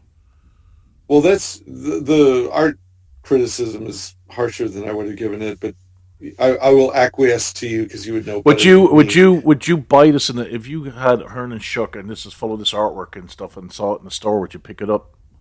Like if it was if it was $5 for a 22-page comic book of this artwork and this kind of story, would I buy that? Fuck no. Of course because not. This is the same kind of shit that I could watch for whatever my Netflix bill, whatever the Netflix subscription for the month is. You watch this story on Netflix for essentially free or as part of your package, and then dick around on your phone because you're only half paying attention to it. And which comes back to what I said before. I didn't want to, until we got to this, it's like, okay, you got these two kind of wonkily drawn urban horror stories. This is 10 pages long. It's double length. So you've devoted 15 pages of your jumping on issue real estate and let's throw in the Future Shock. So 20 pages of your double-sized Future Shock thing is clearly filler. Now, it's possible, and then to get people on board, you've got the last installment of this long-running story in there, a one and done dread story that you flat out said in the Nerve Center was filler because you can't find the artist to finish up the tunnel story. Yeah, story. That this is the second. It was supposed to come back this issue, but no, it doesn't even come back next issue either. It's like it's like the artist has gone AWOL. Yeah, that I don't even fault them for. To be honest, they've done that before. She doesn't done that before in the past. Yeah, no, but I don't. I mean, it's the artist's fault for running away and all that, and they had filler stories to run. Actually, if I was an objective editor, and if it was possible, I would have run last week's Dread story in this issue because it's the better one. And if you got people jumping, if you want to get people to follow up with the jumping on, that one feels more like a traditional Dread story. Like, but anyway, we're not putting that. My complaint is that we've got 40 pages of filler, and then coming up is a 2-page spread advertising the Alex DeCampi. 22 pages. So if you had taken these 22 pages out of the Prog, charged $5 for that as an American-sized American comic, would you or anybody you know or anybody who buys comics buy that shit? No. Look at. I tell you what. Look at the images sent in the Progcast team chat from one of the panels that Lee did. And the thing is, Lee is a good artist, just not on this. I mean, he looks like he put a lot of effort in, but it's not working for him. The mouse story that he did, he's better off sticking to something like that because he's way better at it. Look at that. Oh yeah, I also like the mouse story, just as an entire read. Right. So yeah, but it's just like this weird. I mean, back in the day, I mean, they did it before. I don't know what the problem is now. I mean, do they just not care? Do they assume nobody cares? Because like the jumping on issue was. You're making an assumption that 2000AD actually has an editor. Well, I mean, they have a paginator. They have a paginator. He approves stories, gets them in, and just slaps it together. He doesn't. I guarantee he probably doesn't even read the scripts. Well, we're not even paginating right because you should have gone like, okay, well, all of this has to finish by issue number X, and then if it takes like if it's like 3 issues where half of it's filler leading up to the jumping on thing, we'll put in the future shocks, we'll put in the 10-page, we'll take this Hernan Shuck story, split it in 2 if we have to. Yeah, he doesn't care. Make it fit. He doesn't care because it's all going to be collected at some stage as a trade or as in one-off stories. That's why there's no care. There's no care put into it. And that's exactly it. But it's like now we're like we're at the point where it's like we're gonna finish the big epic Sinister Dexter story and just keep the Scarlet Traces story rolling along. That one looks like it's about to wrap up too. It's like, really, you couldn't have postponed the jumping on thing until Scarlet Traces and Sinister Dexter was done? No? Okay. Well, usually the jump on, I wouldn't say this is a jump on prog, it's a bumper issue, but I mean, the jump on prog would be usually are like 20, usually like 50, 100, like this is only 24.47. The jump on prog would probably be 24.50. Well, I would assume that the they do these quarterly, so the next one is going to be what, the Christmas issue? Because this is September, so it's the fall. This is the fall one, unless they're but it's not really a jump on issue. It's just an extra bumper issue. The jump on issues usually have like 2300, 2350, 2400, 2450. They're usually landmarks. Well, why are you doing a bumper issue for 5 more pages of a Future Shock and 5 more pages of Hernan Shuck? Yeah, it's probably to make up for all the Regine shit. Oh God! Even though the Regine shit's still going on in the magazine.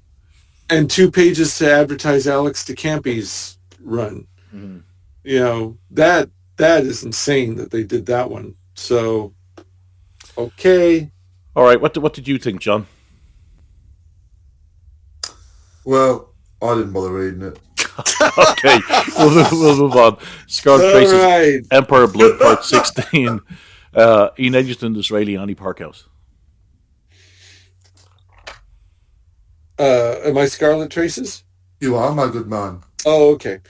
So the 2 guys who had been sent by the Illuminati fellow are at the scene of all the action from the previous not the previous, but the previous installment, where the War Machine had burrowed into the ground and destroyed most of the building, and they see skulls and don't know what to make out of it.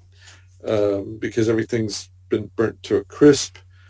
But they do know that there's a war machine afoot somewhere. And then meanwhile, in the cave or cavern or whatever where the war machines are, our two main guys are talking to the German fellow who they'd thrown sand in his face. The sort of scorpion centipede-ish war machine comes after them. They run. Who gets... Is it the Bobby that gets grabbed? Yes. The German ineffectually tries to hit him with a stick.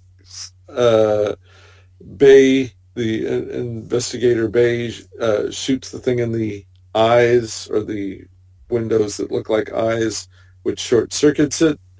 And then this other war machine shows up, and Bay is out of bullets now, and the Martian says, inside the cockpit, says, "Please die." And that's the cliffhanger. Nice. Yes, great colors, great lettering, great artwork, smooth. Like it. That's a perfectly good part 16. Mm-hmm. Yeah, I thought the artwork was fantastic. I loved the darkness in the shadows when they was mooching about. Mm-hmm. Especially on the final page when they're sort of like just sort of watching what happens, and that the sort of ray beam comes onto them and his weapon's empty. Mm-hmm. So starts off with a bit of sort of like just getting the story into the sort of scary parts of it quite well. So really enjoyed that. I did like him kicking the skull. Kicking the skull was funny. Yeah, when he says like basically everyone looks the same after you've all been burnt, sort of something like that, doesn't he? Yeah, fantastic stuff. Yeah. Okay, the last one. Thank God, says Rossy. New Earth War Tales, The Survivors Part 1, Carl Stock, Carl Richardson, and the Cosplay Cowboy, Dim Dumbbell. A southern medwagon is ambushed by a group of Nords and everyone is taken prisoner. They return to their base, the Eyrie, and that's when we find out that they're cannibals. The Nords tell them that no one is coming to save them, and just like in Lethal Weapon, when that similar phrase is said, a knife starts through a body bag inside the medwagon. Who can it be coming to rescue them? There ain't no more heroes left in this world. Once a Mel Gibson comes in and goes, "I'm the fucking hero you need." Well, the plot point that you've neglected to mention, John, was that the Norts that commandeered this medical wagon, they said, "Hey, you got anything on board?" And they said, "Oh, we just got the body of this guy." And they look at the body bag and they don't unzip it and look at the body. It's a general or something. Huh? Don't they say it's a general or something like that? Yeah, so they don't check that body at all because they're not very careful. Information. Maybe they're just really hungry and can't be bothered. So I like the idea of the cannibals, though. That's a good idea. I think Carl Stock did a good, decent job. And Carl Richardson's artwork is amazing. Yeah, yes. That suits this sort of like shagged war stuff where everything's a bit knackered. Mm. But I love their camp, their base with the flying creatures around it. That was pretty good. Pretty good design. And there's a big nest on one of the on that image as well. Yeah. Yeah, it's nice little opener. You know, makes a change from reading Ken Neiman's Rogue Troopers. It's 5 pages of Rogue Trooper with no Rogue Trooper. Although, well, you know, they're not calling it Rogue Trooper though. This one's just New Earth War Tales. So we'll be completely surprised. Well, you won't be because the cover of the next issue has Rogue on it with the knife. Yeah. Well, okay. Oh. But this will be a collected book of New Earth War Tales, won't it? That's what it'll be, loads and loads of stories. Yeah.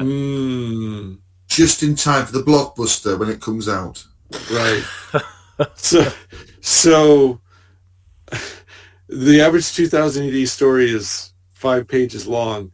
So now we have 3 pages of ads for Rogue Trooper in the Prog.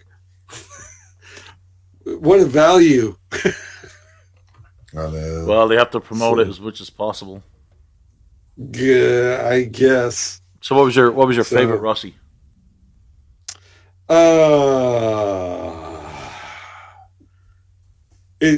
It's only between Scarlet Traces and Azimuth, and so I'm going to go with Scarlet Traces.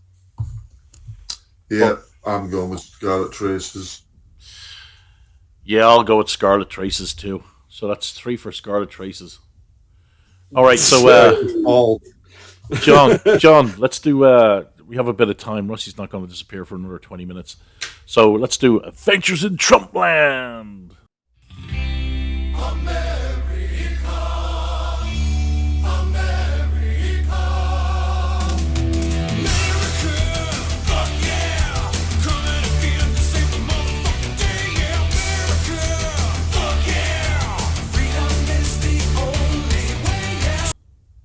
Tell us about your adventures. That's it. It was fantastic. I flew into Los Angeles, picked up the beast. It was a bit of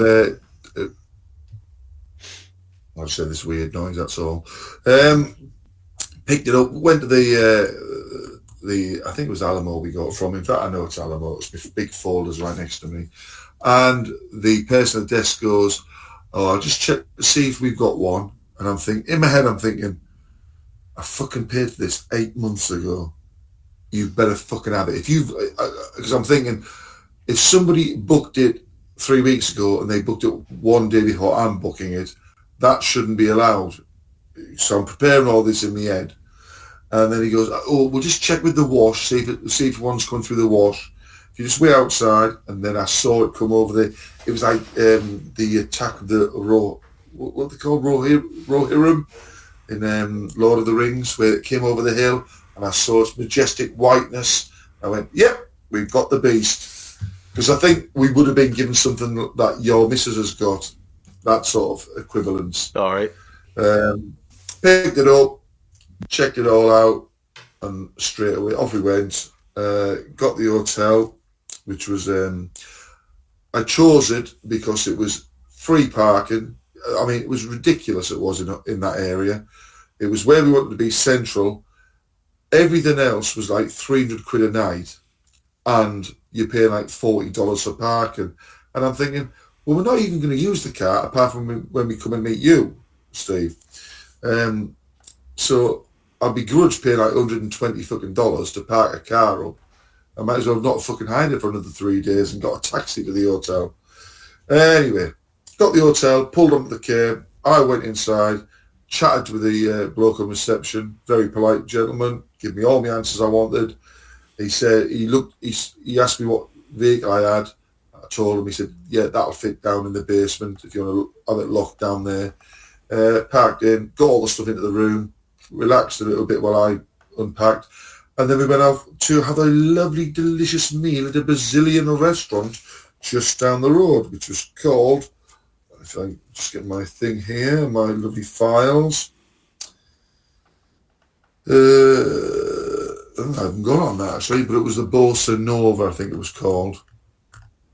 And it was quite an I believe that's what you told me it was. It was a Bossa Nova, I'm just looking at it now. Brazilian cuisine. And it was quite funny because there was a big group of about 8 very large black ladies in front of us who just went in from the curbside, got dropped off. They had a massive birthday cake. I thought it was brilliant. As we went in, I seen the cake and I went, "Oh, do you know what? I think there's a bit of cake there for me," and that lot. They're all laughing. They all sat down. Do you know what? Couldn't even hear them when they sat down. They were all relaxed. They weren't laughing as when they came in, but they're having a good time. I had a delicious meal, went back to the hotel, basically had a sleep until the next day, and then we went and drove across to the car park behind Vromans, where Mr. Ross does go to work. And we went in. Now, did we have the food first? I can't remember. What's that? Did we go to Earth Cafe Fest? I can't remember if we went in the store or not, or we went to the... We couldn't get into the Smart. That's it. So we went to the Earth Cafe, had some very tasty food there, and eventually went back to the store, got in the vehicle, and we drove where our hotel was and went along Hollywood Boulevard. Now, I've got to say that on the final day, when we dropped Rossy off at his workplace, it doesn't open till 10. There was quite a few people waiting outside for it to open to actually go in and shop, which is very unusual. But then again, over in the UK, the shops opened up at 9. So obviously, people woke up and went, I want to get a book. And even in the sort of like 10, 15 we were in there, fuck me, there was loads of people in there, kids and their parents. So I think Rossy, it's a well frequented bookshop by the looks from what I saw. So, yeah, we've been, sales have definitely been up. We're doing good. And you've got a decent amount of staff in there. Yeah. Stuff that isn't stolen. Well, that's true. Yeah. So anyway, we walked along Hollywood Boulevard, and it was quite funny because you get to all the bits where you got the bus tours and stuff and all that. They say, "Oh, do you want to go on the bus tour?" And I'm going, "Oh, our tour man here, he's telling us all the information." And one of the folks, he went, "Well, I'm going to join yous then." Yeah. So we went up and down. We stopped for a coffee in a coffee shop, and when I went for, you didn't mention this, Rossy, about this. When I got off the seat, the back of my T-shirt, because I was so hot, was imprinted onto the seat, wasn't it? Oh yeah, you stuck to it just kind of like peeled off. But it was still on the T-shirt, but the whole thing was on the back of the shirt, back of the bench. Yeah, but eventually, like as you dried off, as you were, the sweat was drying off, it kind of faded. Yeah.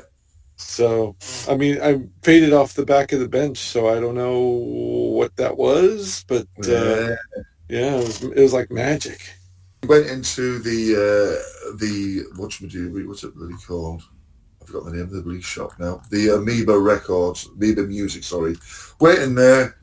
I was going after 2 specific CDs that I thought I might be able to get there, but I couldn't. They weren't there. I did hear Rossy mention the big set of records of was it Gary Newman or Devo? I can't remember which one it was now. The box set was Devo. And it was impressive, but again, why do you need that many albums when it's just Whip It and Whip It, Whips Mix, Whip It. And that Rolling Stones cover, which is horrendous. It fucking is. Come on, Rossy, you've got to admit that's one of the throwing down that they did that on purpose to wind you up. Well, while you rock and roll with people with your old boomer ideas. That's it. They were trying to show you the future. That's it. So basically, we just walked up one side, down the other side. I did go into this clothing shop, which had some fucking awesome stuff in there. And the bloke had this brilliant beard, didn't he? It was like sort of like the pharaohs, one of those sort of weird beards where it came to like a sort of like a rectangle under his chin, but it was fucking designed to the nth degree. But yeah, they had fantastic shoes and jackets and all that. But I already had marked down the shop I was going to get my stuff from, so I couldn't get anything there. And basically just sort of like walked across all that. And then we took Mr. Ross back home to his abode. And wait a minute, there was more. We went to you had your first chicken and waffles experience. Oh yeah, we went down right. So Rossy took. We saw the soap plant. That was like the last third of the day. I actually thought that was the better part of the day. It was because you took us to this area where parked up, went up. There was all these lovely, interesting bookshops. Really, I mean, one of the bookshops was fantastic. I actually took a picture of about 20 books so I could order them over here. Cause, and 2 have turned up already. And it was just like, fucking, look at this, look at this, look at this. It was brilliant. I mean, there was an excellent pervert section of books, which I had a good look at. Now, I'm just going to point out that it's my fucking day off and I'm still selling books. So there you go. Take you to 3 bookstores and it's my day off. Oh, yeah. But the staff were really quirky as well. Yeah. There were a decent amount of people inside as well, which is always good to see. So we went up this street and we went to this restaurant, this diner place, and I had the chicken and waffly stuff, which was interesting. Chicken and waffly stuff. Yeah. So that was all right. That's about it on that one. That's it. But it was nice decor. You said you'd been there before a few times over the years, hadn't you, Rossy? Yeah, I remembered it being much more of a diner, but it was kind of like a weird mix of retrofuturism and it was very, very hip. Yeah, and it was very crowded too when we were there too as well. I was just about to say, all the food places that we went past to get to this were all crowded. They were overspilling at the street. This was crowded. It was very hip and happening area. This was, by the looks of it. It was a nicer. Well, I think it was still Hollywood, but it was a much nicer vibe, and everything there was much nicer than anything we had seen on Hollywood Boulevard. So yeah. So go ahead. Sorry. So did that. Walked back to the Jeep. Yes. To go. You're fucking joking. There must be 3 inches in front of me to the next car and 3 inches behind. And I'm like, the fuck pulled up right behind me and pulled in front that close? Where were you at? You were in California? Yeah. He was in Hollywood. It was just off of, I think it was just off of Hollywood Boulevard. Well, there you go, Joe. So, and then he was hampered by 2 people who don't know how to drive. I said, what I want you to do is I want you to get in a position where I can see you, and I want you to hold your hands up so they're apart and bring them together so I can see them come together to show me how little I've got to move. I had to go to Carolyn because she held them so she could see her hands, and I'm like, no, you need to turn them around so I can see the gap close. I don't know how she puts up with you. Perfection is very hard to be. That's why you stick with her. That's right. Well, let's end this bit quickly because she's turned up from work. Hang on a second. Yeah. She'll have to correct the story. Right. So the problem with the front of the car is you can't see how far the bumper sticks out. With the car I got at home, I know exactly when I get to a certain position, I'm going to be touching in another inch. I'm going to be touching the vehicle behind, and the same with the front. The problem with the bumper on the front of the Jeep is it sticks out looking like about 8 inches, and because you can't even see where it is, so it's a bit of an optical illusion type thing. And then behind, even though it's got a camera, you've got the bloody the wheel, that's the spare wheel sticking out. So some edging forward, just watching both of them, forward, back, slowly getting to the position to get out, and there's cars coming past as well. And eventually I just get enough, and I said to Karen, have I got enough to now just turn that wheel left, and we're out of the parking space. And we were, but honestly, I get this in our street, but I can tell by looking at the lines, if there's 3 lines, I know I can get the car in. So I know what I do. But I just thought, who the fuck pulls up and does that to somebody? It's ridiculous. But we got away and we survived.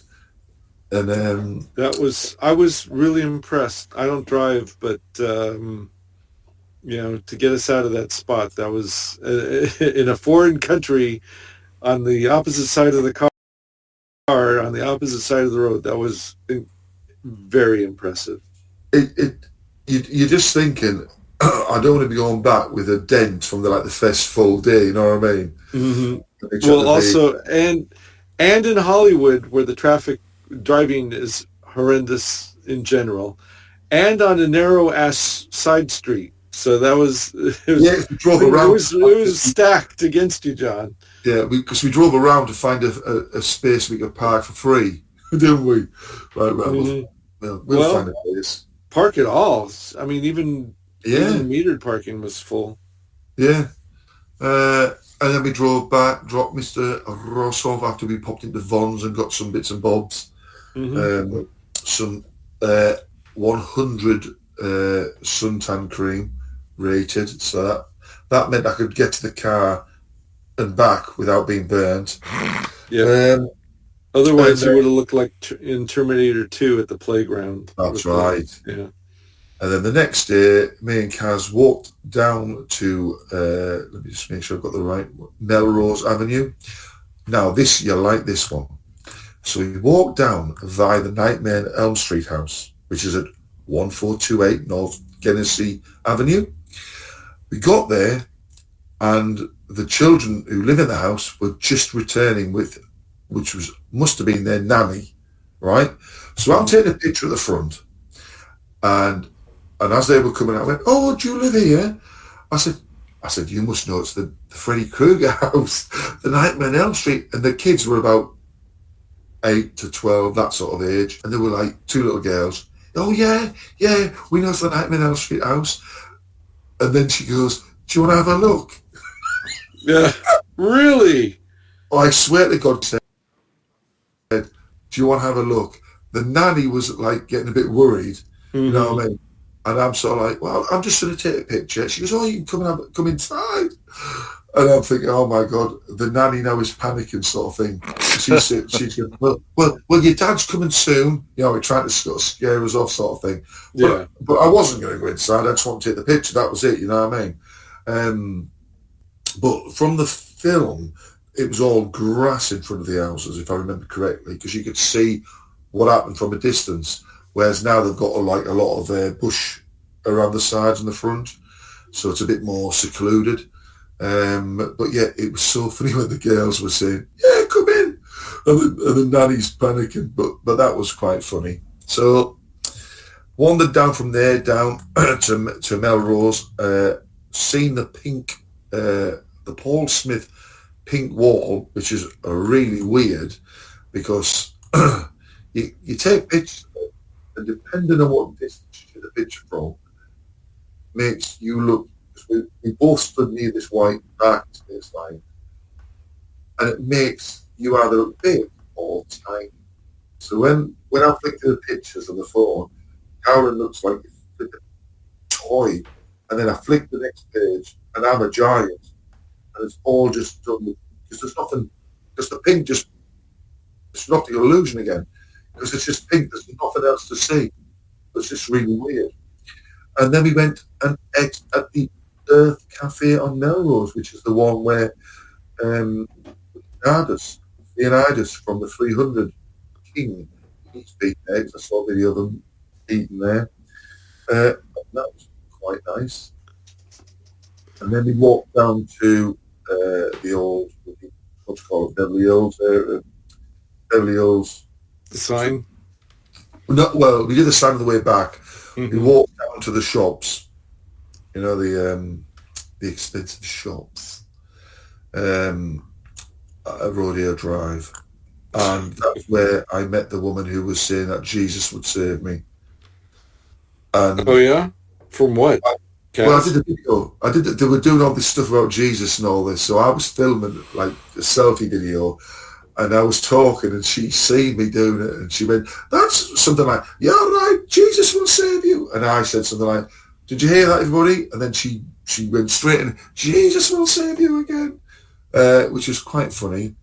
We went to a few of the shops just to cool down. Yeah.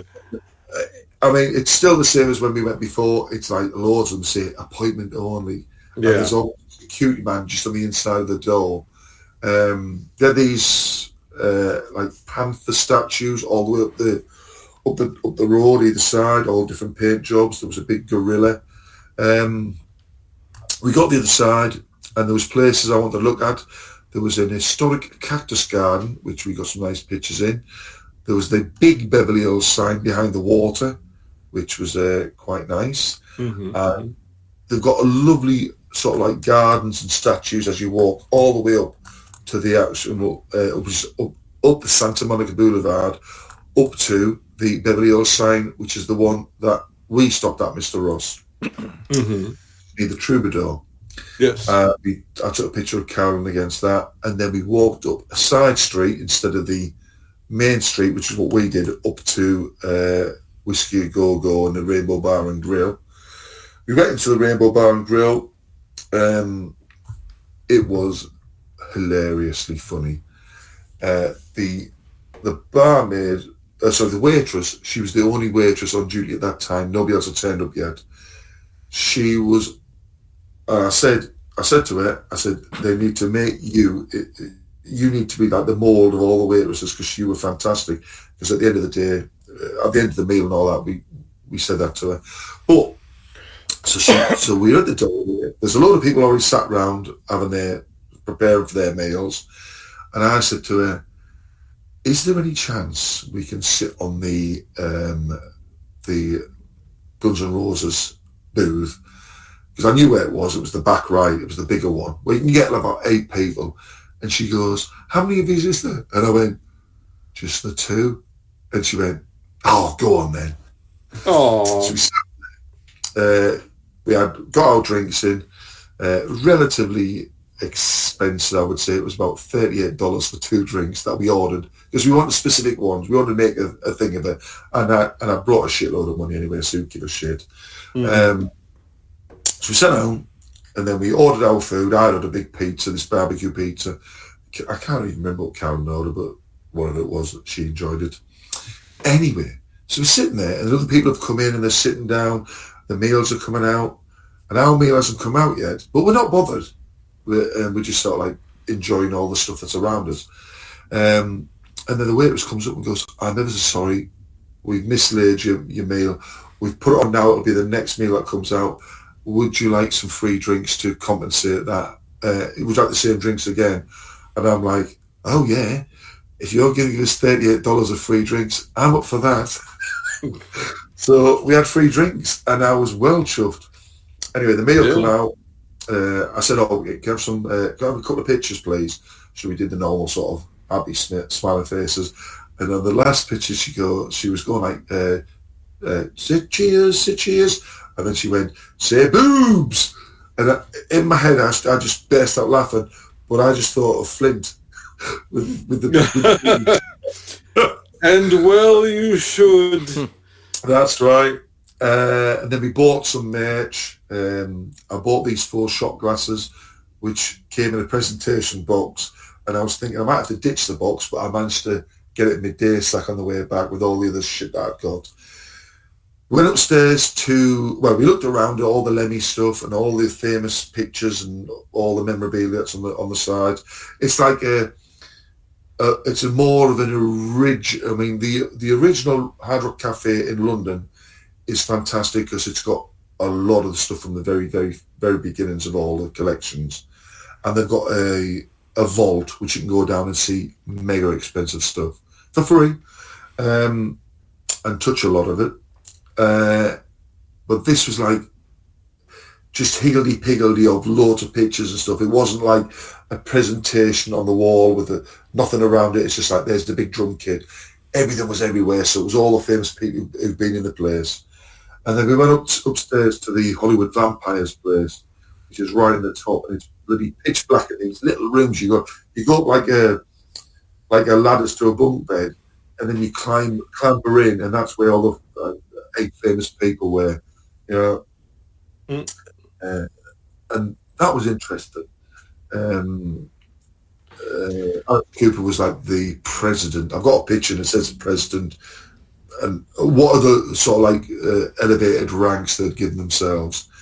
And when we were in there was 2 people, and I thought, you know what? I think they must be from a rock band, because they're not dressing as an average person would dress. Even if you're wearing like rock clothes, it was a bit too much. And when we went later on down to the Whiskey A Go-Go, the two blokes were walking in, and they were part of the groups that were playing that afternoon. Anyway, I'm going to have to. You're gonna have to go. I do. So No I will problem. talk to you guys later. It's been a pleasure as always. Have a lovely day at work, picking up the poops. Thank you. I will listen to this on at least 1.5 when it is released. To the well, you know, you'll get that extra view on YouTube then. That's it. All right. Bye-bye. Toodle pip. Enjoy yourself. You too. All right, so what happened then, John? Right. So basically, it was like go along there, finished our meal, looked at a load of other bits and bobs around that area, and the bookshops that Rossy had mentioned before. Which let me look at the names. Where they at? Oh, bloody lost them now. Well, there's a couple of little bookshops which apparently Romans owns, yeah, and they're more quirky ones. And then it was basically back at the hotel, preparing for when we set off the next day. I'm just getting my pictures up now so I can make sure I've got them all right in my head. Yeah, that's that. Oh, that's Sam, actually. Go up a bit. There we are. Oh, yeah. When we saw, I forgot to mention this, when, I know Rossy mentioned this, there was the big aliens display. Alien Earth display. It's fantastic. It was, you know, that have the aliens in. Yeah. All the wee biggies with the thing. So Rossy was playing about with the little keypad on the side. So I took a picture of him doing that. And it would have been so fun if one of the things had opened up. You know what I mean? But it was only just like an ad for it, so it was all like fake. But well, I wonder if he had it Googled it to see if you could put in a code that would cause the creature to jump on the screen. Well, you never know because the screens were impressive. So whether there was something there or not, who knows? But yeah, that was really good. And then the next day, we drove off out, and you know, the views are fantastic anyway, because all the mountains. In fact, most of the views we had was like in the distance was a lot of mountains, you know what I mean? You have different sort of, you either have the deserty looking plain, or you'll have a lot of green, or you'll have the cactus in your area. So it's a multitude of different scenarios what you're driving through. But this was when we actually drove on routes proper, so I'm just getting my little bits here. So we drove up Route 66. It was sort of a mishmash of I-15 and the old Route 66, depending on what was there. And we went to Elmer's Bottle Ranch, or Bottle Tree Ranch, where this old eccentric bloke just made these frames and stuck empty bottles on them. It's free to go in, you just wander around, look at the stuff. And when we were there was at least, I'd say, 4 other cars turned up, like coming and going.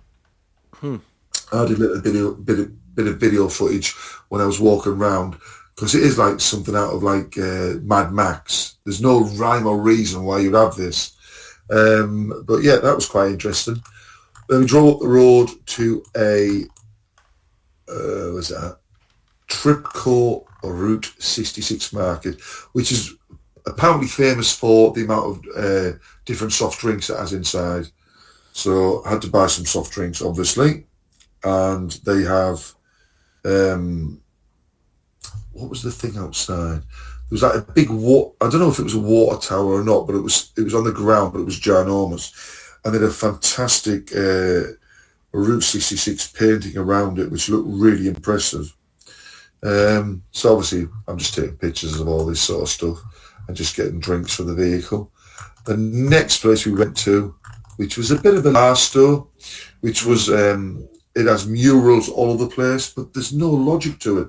You would have thought there would have been something where you could get a map, whether it was on the phone or something, and it told you like, there's 20 murals, this is number 1, follow it around the town. There was nothing. So you drove down the main street where there was a sign that was not a sign, a big stand which had, it was a beautiful bit of rockery. At the top of it had the word bar store, underneath that the Route 66 shield, and had a car on top. So I had a picture taken next to that, and then we just wandered along a bit, and we saw a couple of, I think it was about 4 decent, I apologise. It's all right, you're tired. So at least 4 decent murals on the walls. The painting is fantastic. I mean, it got better and better in different locations you went to. Just stunning work of art. And the one I was talking the listeners, I was telling Rossy and Flint earlier that I'm actually putting these things into Google Maps, because you find the wall, you click on it above it on Google, and then you can do a right click and it'll say add a location, and then I can put my picture and all that, and it becomes an official site. So I'm going to do that over the next month or so, having a laugh doing that. But it was basically nothing was really open, which was a bit sad. And then we just sort of basically we went in there for long, drove off out. I'm just following it through the map here now. Back onto the I-40 now, because the 15 takes you up to Vegas and Baker. Got to a place called Ludlow, which had this fantastic cafe, which we went to. Really nice, lots of design work outside of it to take pictures. From there, it was straight down to a major disappointment, because the road was blocked months ago, then it was unblocked, and when we got there, it was blocked again. No. So anyway, we drove down to Amboy, the area of Amboy, where it has the famous Roy's Motel and Cafe. And that's where we got to a railway line. Now, we'd been seeing trains. They must have been like a mile long, if not longer. Yeah. With like 5 engines at the front, 1 or 2 in the middle, or 1 at the back. And it's fascinating to watch them just lumbering along. And when we got to just before this Roy's Motel, we were crossing the railway. It was a railway level crossing. And there was a train on it. And I'm thinking, oh my God, how long is this going to be? Luckily, when we got there, it was our last 4 carriages sort of thing, so it was finished. Got to Roy's, took a picture because it's a famous thing, and then we were going to drive down the old Route 66 right points before we came out back on the main road again. But at the Joshua Tree sticker sign, you had to turn left. It was shut. No. Now, there was another road next to it, parallel, which we could have driven down in the Jeep. And I'm just going to go down the road now. Oh, yeah, we could have gone all the way down and been off-road and all sorts, but if it had been me, I'd have done it. But obviously, I don't want to sort of panic Carolyn. So we just turned left and followed the road back up to join the main drag, which was a bit of a disappointment, because we drove along, pulled into Needles, which is where they had the plaque, which do you know what, I didn't take a picture of it, for World War One from 1917 to 19. We pulled into our hotel, which is right in the outskirts of the town. Well, they're the dates that really matter. That's the dates when the US entered World War One to win it for you. That's it. And we pulled in, we seen where the Wagon Wheel restaurant was, which we might eat later. But I said to Karen, I said, we're really early than I expected, so what I want to do is we'll take the pictures in the town, get them done, which was, because the Needles Museum has a lot of stuff on Snoopy, because the Snoopy creator came from Needles, apparently. There's a big mural on the outside of that. That's another one I put up online now. And then a couple of monuments and stuff. And they also had a borax wagon, which was quite nicely done. But we continued on to the next big area, which was where the big California sign was, where I did the joke, pretending Karen filmed me and I pretended I didn't know where we were. Now, I didn't see that when there's another one. I think there's another one coming out from you into California, which there was definitely, I don't know if it was there last time, but I didn't see it, because if I did, I would have pulled straight off the road. So I don't know how new these are, but there was there's a place called Topop 66 right next to the Colorado River, and the thing about that was when I looked online, it had these toilets which were big mouths, big massive red lips. And then the fourth one along was lower down, and it said a sign above, like basically saying, "This is for people who've got bigger cocks," that sort of thing. So I thought I've got to get the picture in there. So in I walks with my tripod and the phone, sets it all up, gets the picture, looks at it, fucking sink taps in the way because I'm angry. So I've had to set it up again, and I'm just thinking, if somebody walks in and I'm doing this, but the place wasn't busy because it was out of season. Right. I'm setting all this up in the toilets, which I've done in other toilets when the toilets were like hilariously designed by somebody. So I took your picture, had a laugh, showed Carol, and she went, "Oh, so that's what you took that in there for." But the cafe there was really nice. The place, when it comes to spring break, this place must be heaving, because it's got a lovely marina, it's got a hotel, a very big pool, and there's lots of pictures on the walls. As we went out of it to get back to the car, I looked up and there was pictures of like people in states of being drunk and all that. But then there was a picture of like about 8 women on their haunches with their arses in the air with their bikinis on. So all their arseholes were flickering about. And I'm like, you know this is for the youngsters to get out of their heads when it's the season. Yeah. But it was fantastic, but hot. And when we actually were driving along at the radio on, it was saying Needles is unseasonably hot. It's in the middle of a heat wave. It was like it was hot as your place, you know what I mean? Yeah. So we took those pictures, went back to the hotel, had our meal, and the next morning we just set off really early and drove the old route again up to Oakman, which is where they have the burros, the old donkeys, the wild donkeys. So in the town, they're everywhere. There's videos galore of people feeding them, you can buy the food and all that. But as we're about 5 miles away from the town, they stand on the road and they stop the cars because you can't get past. And then they come up to the window looking for food. And we had some food, like fruit, so we fed them. But it was hilarious. I mean, we must have seen about 50 on the way up there. But they obviously know how to do it. They've done it for their entire life. Yeah. And they get told, you know what I mean, so they know. But you get to Altman, it was really nice in there. Got an ice cream, had a chat with the ice cream woman about how long she lived there. She lived there all her life. And I'm just like thinking, how do you get your supplies in? You know, where's the nearest like big supermarket? Because you're all very quaint sort of buildings here. It's like not designer outlets, but there's the normal T-shirt stuff, right? Fridge magnet stuff. But there's some really Did nice you ask her well. how did they get all the food in and stuff? No, it was in the back of my mind, but I was too busy talking about how she. What were we talking about? Oh God, it was something about the actual town itself. You know, I mean, the layout of it and how long it had been here, and if people had like generationally stayed there, because it's not the type of. I mean, it obviously gets traffic every single day of the year because it's Route 66.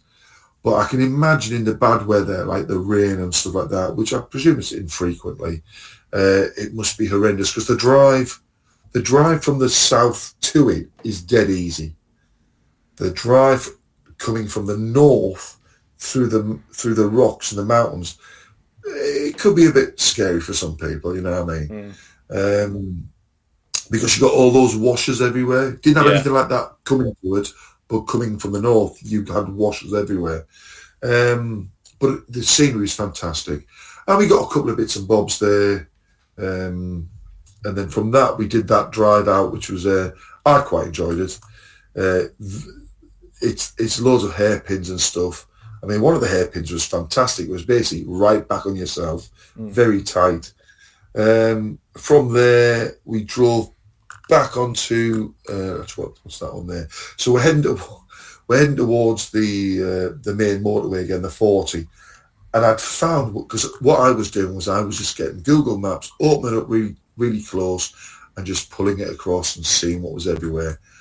And there's a place called Rest Stop Corner, Navajo Road and Oatman Highway.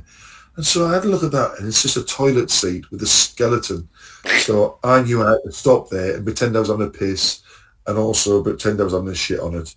And when I was doing all this other vehicle stopped, because he obviously saw our vehicle and thought, oh, there must be somebody here to take pictures of.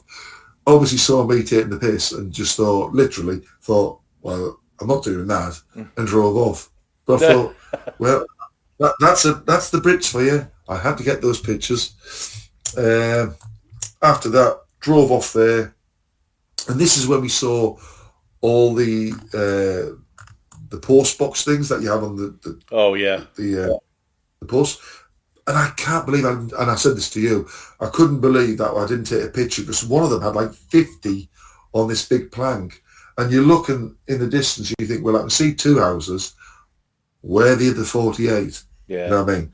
So it's interesting to see all that. And then we just basically drove on the road to Seligman.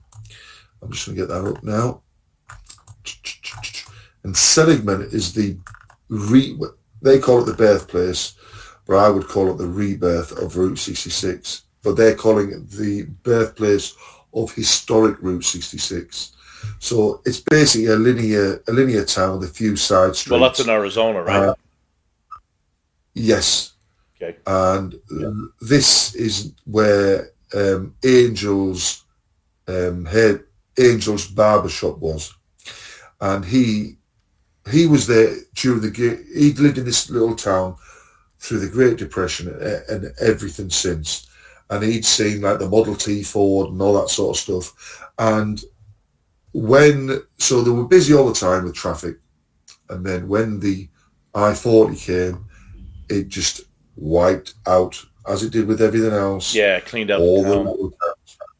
And he said, his son-in-law said that he told him that the day that motorway opened, or the highway, that next day when it opened, nothing came through the town. That high street was dead. So he took it upon himself, after quite a while, to start to fight to get Route 66 recognised as a there's a phrase for it now. That's like a landmark or a travelling, like a historic. Yeah. Historic route. Historic, I think it is. And so he went to town on this, and he's done all sorts of stuff, and he was fighting. He fought like the first level of government. Then he went to the next level, because he just had to keep going past them, to keep going on and on until he got all the stuff. And I think it's the 100-year anniversary soon. It might be next year. And so they're going to try and do something special here. And when we were in the actual barbershop, there was a coach outside full of Japanese people who were just milling everywhere. Aye, Blakey Pentex. There was a couple with cameras, all-star cameras. And that phrase did go through my head a few times. So we went inside, and the bloke come up to us, the son-in-law, like, blah, blah, blah. And I said, oh, yeah. So he took us in, give us like a little personal guided tour about everything, which a lot of other people didn't get, because I showed the interest and the knowledge that I'd been looking online, finding things out, and I was just saying how exciting he is. And I said, you must be really proud of your father-in-law, because none of this would exist without him being a right stubborn bugger, you know what I mean, and really going to town. So, again, there's not much there. There's a big mural, which is like it's the one there, the Miami colouring, where the letters have imagery inside, that sort of thing. Yeah. So a lot of the places on the route have the similar sort of signs. Bought a couple of things there, and then it was basically on the way to Windsor after that. We drove past Flagstaff, nothing to see there, and then we went.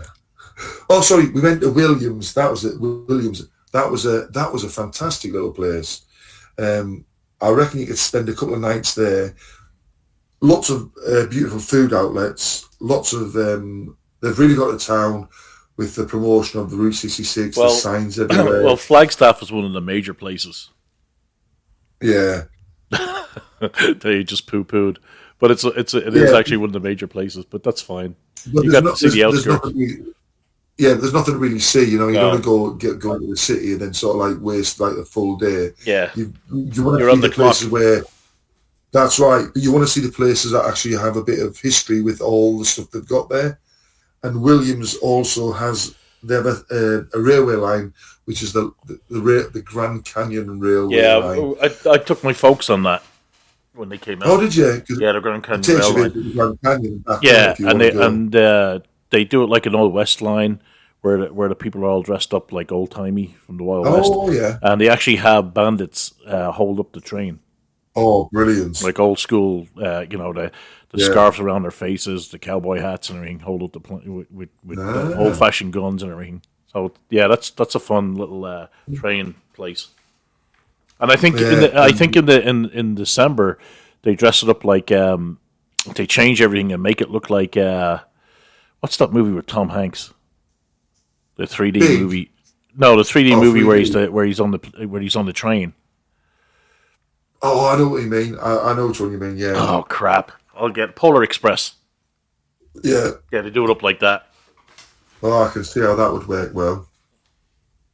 Because it's called Williams Gateway to the Grand Canyon. It's one of the signs I took a picture of. And then it was basically on the 40, drove past two arrows, the twin arrows, which is only one now. And we actually talked in Seligman with the son-in-law about the twin arrows, because he was talking about they were going to get Route 66 organisation to repair the other. They did it once, repaired the arrows, but they're both ruined. One's fell down, but the problem is a Native American casino called Twin Arrows won't allow it now, because it's taken their name, but the name of this is before that. Yeah. So it's all this sort of stuff. There's a lot of hoo-ha about that. Anyway, after that, got into Winslow, took a picture on that night of Carolyn next to the corner of the street. Just got onto the map now.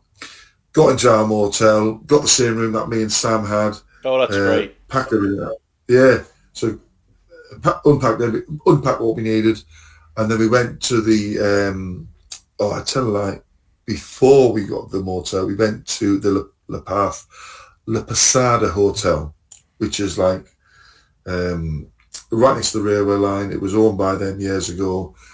It's got beautiful gardens, it's got a fantastic restaurant. It's a place where a lot of people go. It's a bit more expensive than where we were, but I wanted to be in where me and Sam went, and I wanted to be in the original motels.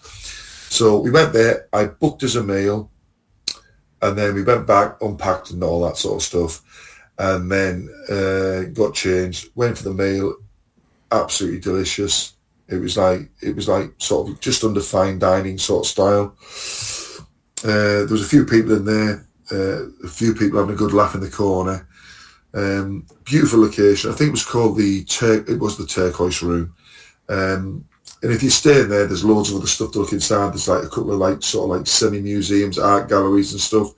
When we were walking out, there was two people sat in the big sort of lounge area, and there was a bloke playing a Spanish guitar to them.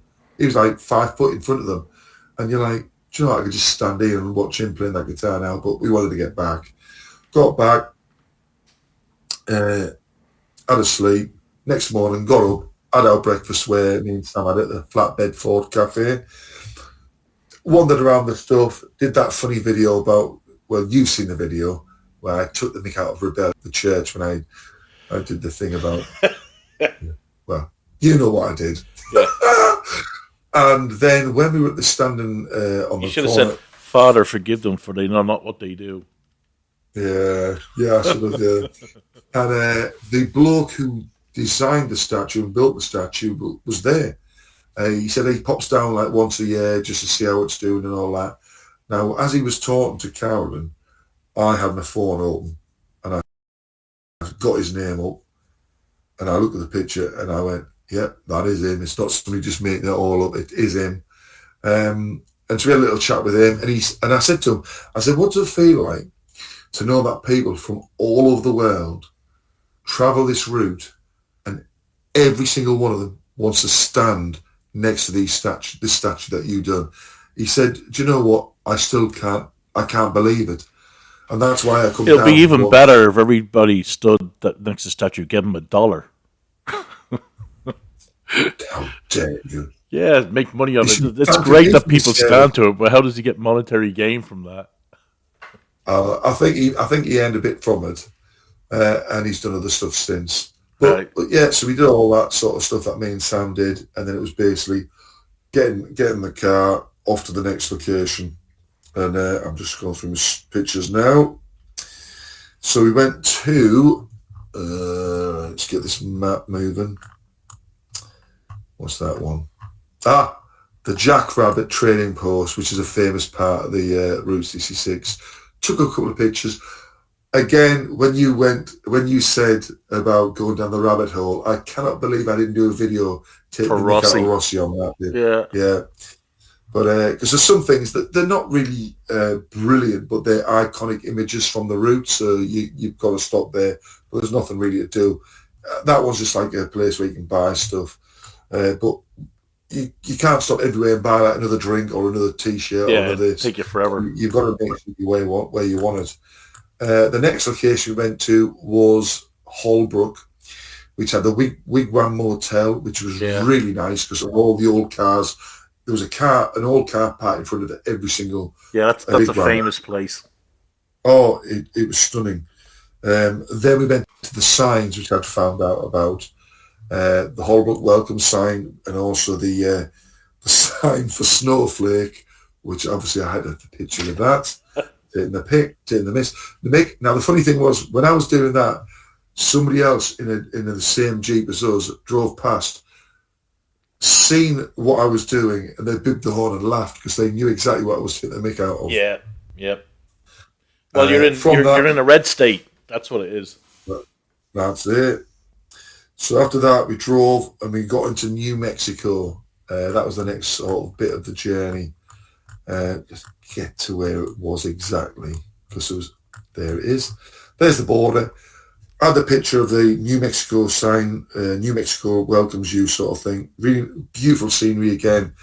And then we're just going up a little bit more, and there's a welcome center called Manuelito Welcome Center, the New Mexico rest area. So we thought we'll pop in there, use the facilities, and the amount of tourist stuff that was there was fantastic, and it was decent tourist stuff, you know what I mean? Proper leaflets, proper decent maps. Anyway, there's a big circular desk thing in the middle, and Carolyn goes off to the toilet. There's a bloke there, and I said, "Oh, hello." He goes, "Oh, where are you from?" So England, we're doing this, blah, blah, blah, blah, blah. He goes, "Oh, yeah. So you enjoying everything?" I said, "This is fantastic, mate." I'm telling him what I'm doing and all this and what we've done, and then he starts pulling out this other stuff that's kept behind the desk, which obviously is not for like everyone to take because it's deep. This is the top stuff. So he's giving us these like mega maps. Basically, you would pay like a 5 out of 10 quid in the UK for this map, and then he goes, "Oh, I'll tell you what, I'll give you one of these bags to put it in." And that was that clear bag which had NMDOT, so I presume it was New Mexico Department of Tourism. And it's like, you wouldn't get anything like this over here. You know what I mean? Freebies like this. So Karen finished. I went in the toilet, come back, chatted. Then we signed the book to say we were there, and bid him adieu. And then we continued on. But that was really nice. to the Continental Divide. Now, this was really weird because when I looked online about it, nobody said you weren't allowed to park near it. There was nowhere to park. So it was off the main road. And basically it's saying any of the rain that drops this side goes to that ocean. Any of the rain drops this side goes to the other ocean. So I thought, I'll get a picture of it. But basically you have to just sort of stop on this side road, get out, take a picture quickly and get back in. Because all these signs are saying no parking. But you just think, well, who's going to stop you? There's nobody walking about. It's a desolate area. It's a sign that means something. Why not celebrate it? So we did that. Then we went to Grants, which is another one of these towns that are a proper Route 66. They had a couple of things. The arch was what the main thing where you can drive through. But at night time it's better because it's neon, so it looks fantastic. Yeah, and after that we drove down, and this was really nice. I'd found a place called Dead Man's Cave on Old Route 66. Yeah. So we pulled off, drove down this. The scenery was absolutely stunning. The rock faces right above us, and one of our favourite little incidents happened on this. So we driving around, took the pictures, and then as we were sort of like heading towards the motorway bit again, there was like a house here, a house there, dotted around, and a proper old school movie stuff American school bus, the yellow bus, turned up. It stopped as we were approaching. A little girl got off and just ran towards the house, waving to her friends on the bus.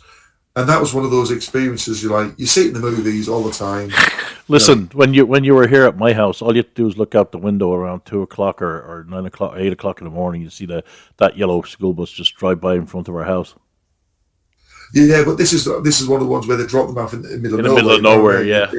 Yeah, because you just think this is obviously what these buses are really there for is them children who are doing that. So that was really nice to see. Let me just continue along. So that was that. Oh, and then we got to Albuquerque. That was our next main stop. Let's get it. There it is. This is one of our favourite places. I initially booked the motel for one night. And then I looked and did more research on the place, and I thought, I'll miss Roswell out. We're going to stay for 2 nights because this is just fantastic. The motel is bang on Route 66 on the sort of like a right angle, a slow, nice right angle turn.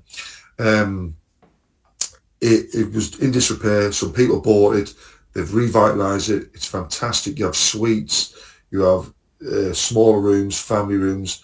And I thought, well, sod it, let's have one of these suites where it's floor to ceiling, windows looking at the pool. We can look out, but nobody can see in, that sort of stuff. Great. And it's at the end near the motorway, they've put like a gate in, so there's an open area for anyone to sit there and drink and eat, because they've got some little restaurants. So it's a clever way of keeping the place open with an extra bit of income. Yeah. We had some food from one of them that first night we were there. Absolutely delicious. And Carolyn had a meal and it had yucca fries, which is basically chips in the UK, but made out of yucca. Now, she said to me, you will love this, John. And I'm like, what's that then? And it's a fry, but it's out of yucca. And I'm like, all right, I'll try it.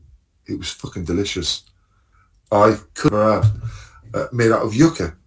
How strange is that? And from there, we wandered into the old town where it's got tons of restaurants, loads of sort of boutique shops and knick-knacky shops. They've got a rattlesnake museum. The Old Town Plaza was, the cicada insects. Yeah. We were walking along. There was no noise. We crossed the road, got near the trees, and all of a sudden it just went. Yeah. The noise was deafening. They had a couple of proper old school American cars, low rider type things, with the two blokes chatting to each other. It was their pride and joys. a little bit. The next day we were walking around, one bloke was driving up the street in his one, which was like even better than these other two ones. And as he drove up towards us with the roof down and all that, a little bit of music playing, I just give him a little sort of nod as I'd say, that is awesome, mate. And he nodded back to me. But it was just fantastic. She didn't really need to go anywhere else. She could stay in this area. But we did go to other places. We went to the hot dog place, the Dog House Drive-In, where a bit of Breaking Bad, or should I say, Better Call Saul was filmed. So basically, I just pulled in there. Karen, get the camera, take a picture of this in the background. And then we drove off to sort of like an area where the murals are and the comic shop was that, right, and something like that. So I popped in the comic shop, good laugh, because I mentioned Mike Renault's, and the bloke said they didn't sell. And he also said that Judge Dredd doesn't sell, and I had a big beaming smile on my face thinking, when are you going to break this? When are you going to break America? Back to the hotel, relaxed a bit, had a go in the pool because the pool was really nice. Took some more pictures of areas. Then I did that video of the Rio Grande. Now the thing is, in English it's Rio Grande. If you speak it in Spanish, Mexican, it's Rio Grande. So didn't matter. I spoke it correctly. So I left Karen at the hotel. I said, I'll walk down here because it's out of the way. I'll take these pictures, what I want. And so I'm thinking about, I'm going to set this video up. I must have done 10 videos. I got disrupted by gits in their bloody low riders revving over the bridge. And I actually put that in the beginning of the final one that actually worked, because there was no water in the Rio Grande. And I'm looking at it, and there's people driving across it in like all-terrain buggies. Yeah. There was families walking along it, and I'm just like, this is weird. But the mountains in the background, again, fantastic. It was just one of those brilliant views. Got back to the motel, we're drinking in the bar, and I was just talking. I said, about the Rio Grande. She said, yeah. 2 weeks ago, that was full to the top. And my honest reply was, full to the top? 2 weeks ago? Where's it all gone? And then she goes, and in about 3 weeks' time, when the rain comes again, it'll be full again. You just caught it in the middle and there's nothing there. So that's when I was driving, and future when I was driving again, through the washers, I understand them more now, that when the rains come, you just get a big deluge, but it goes. So these washers are where the road gets washed away with a lot of water, because all these signs are saying, wash ahead, don't drive in if it's raining, that sort of thing. Yeah. Potential of flooding. But yeah, I would recommend that hotel which we stayed into to anyone, which is called El Vado Motel. It's top rated. It was really nice. And they've got an events area at the end as well. But thoroughly enjoyed that. And from that, we just basically drove down to El Paso, but we had a little detour to, let me just get there it is. We had a little detour, and I've got a picture of a sign. Let me just get this sign so I don't forget it. It's something about, I'm on my best ones, because so it's in the other ones. But there's a sign about people who, I think it was wind something. It was people who were there when they tested the nuclear warheads. Oh, yeah. And these people didn't know anything about it, so there's a sign dedicated to them. So I took a picture of it so I can read it fully rather than read it all there and then, because there's a hell of a lot of information. So went that route, went down to the pistachio place, which was McGinn's Pistachio Land, which has the world's largest pistachio. And then they had trillions of flavour. Now let me just get, I've got my two flavours on the table behind me. So I got the yellow packets, and my ones are, the yellow packets are the sweeter version. Cinnamon pistachio bites and maple and brown sugar pistachio. They're absolutely gorgeous there. Obviously I chose horrible ones to use. Well, I don't eat pistachios. So you were saved. So we went there. There was pistachio ice cream as well. So we had some of that. It was so busy. It's like I'm impressed by these people who seem to build these things up in the middle of nowhere, and they get so much traction. You know, there was about 20 cars when we got there. Cars had gone when we were in there. I think we were in there for like half an hour-ish messing about. When we went out, there was still more cars coming in, you know what I mean? It was interesting to hear the accents of people who were buying, because everyone was getting an ice cream as well. It was interesting to see, and there was loads of stuff inside, like soft toys, fridge magnets, T-shirts, the normal stuff. And from there, we drove down to White Sands, which was, it's one of those iconic images when you see it on like movies or fashion shoots and stuff. So we pulled in, and I said to Karen, I said, we've got plenty of time to get to El Paso. We could spend a couple of hours here. So we paid to go in, because you've got the main entrance bit where you can get like books and stuff. And I bought a book about it, pictures of like the big sign saying White Sands and all that. And then you drive into the site. You pay, I think it was $25, and it lasts a week. Your ticket, and it takes a while to get in there. But once you're in there, it is like you're in another place. There were so many of the vehicles in there, but you didn't sort of like intrude each other, because there's so many sand dunes. You can get your perfect sand dune where it's pristine and get the perfect picture. Other people had got these boards and they were sliding down them, so they were going to the more steep sand dunes. But there's a big loop at the end called the Loop Drive, and it's got all these areas around Roadrunner picnic area, North Restroom, Primrose picnic area, Sunset Stroll meeting point. And in these locations, they've got walks out from there, so you can go all over the place.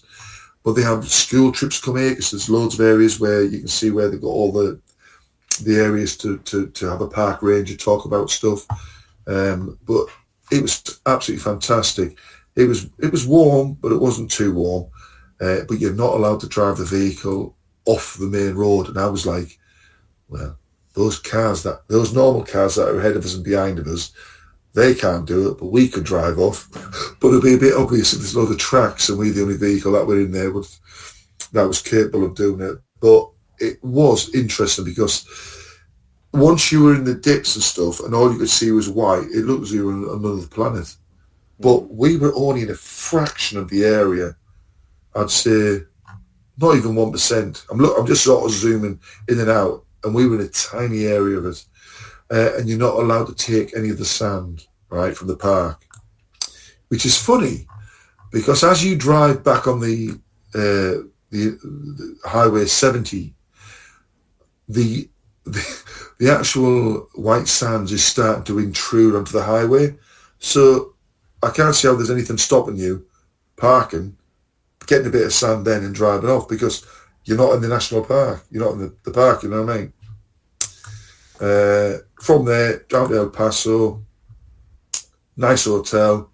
That was the place where I had the first ever person say to me, thank you for your service, because I paid for the car to have, when the person takes the car from you and parks it up. God, what's that called? I forgot it now. Anyway, so I paid for that. I've got all the bags, and I'm sort of taking them into the hotel on the trolleys. And this bloke comes up and he goes, "Oh, I'll take that for you, sir." I said, "Oh, it's all right, mate." I said, "I'm ex-military. I'm used to doing this. It doesn't bother me." And that's when he went, "Oh, thank you for your service." And I thought, well, where's my tip? But anyway, that was that. Got in the room. The room was fantastic. Went out for a meal that night at Mamacita's, which was a top-rated Mexican place. Really nice. Wasn't too full, so that was okay. So it wasn't like mega noisy. Had a wander around down to basically the Mexican border, which was when you come over this one road, there's a big roundabout with a "Welcome to El Paso" sign. So that's when we were in the middle of the street. There was San Jacinto Plaza, which was beautiful. And then when we drove out of that location the next morning, it was basically just going to sites and stuff. I was scrolling through the pictures.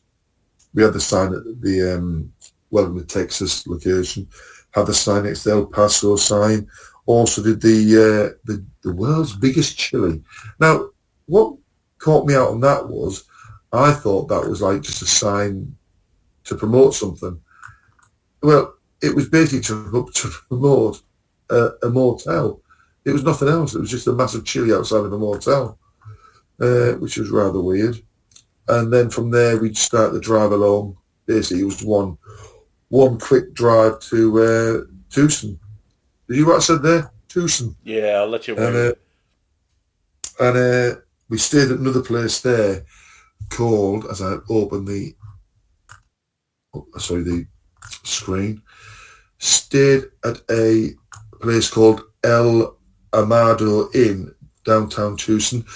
That is basically like somebody's bought like 5 or 6 houses at the end of this block and made them into apartments, smaller dwellings, so they can get like three couples in a house, all different rooms. So you've got your own bathroom, your own thingy. So you're completely separate to everybody else.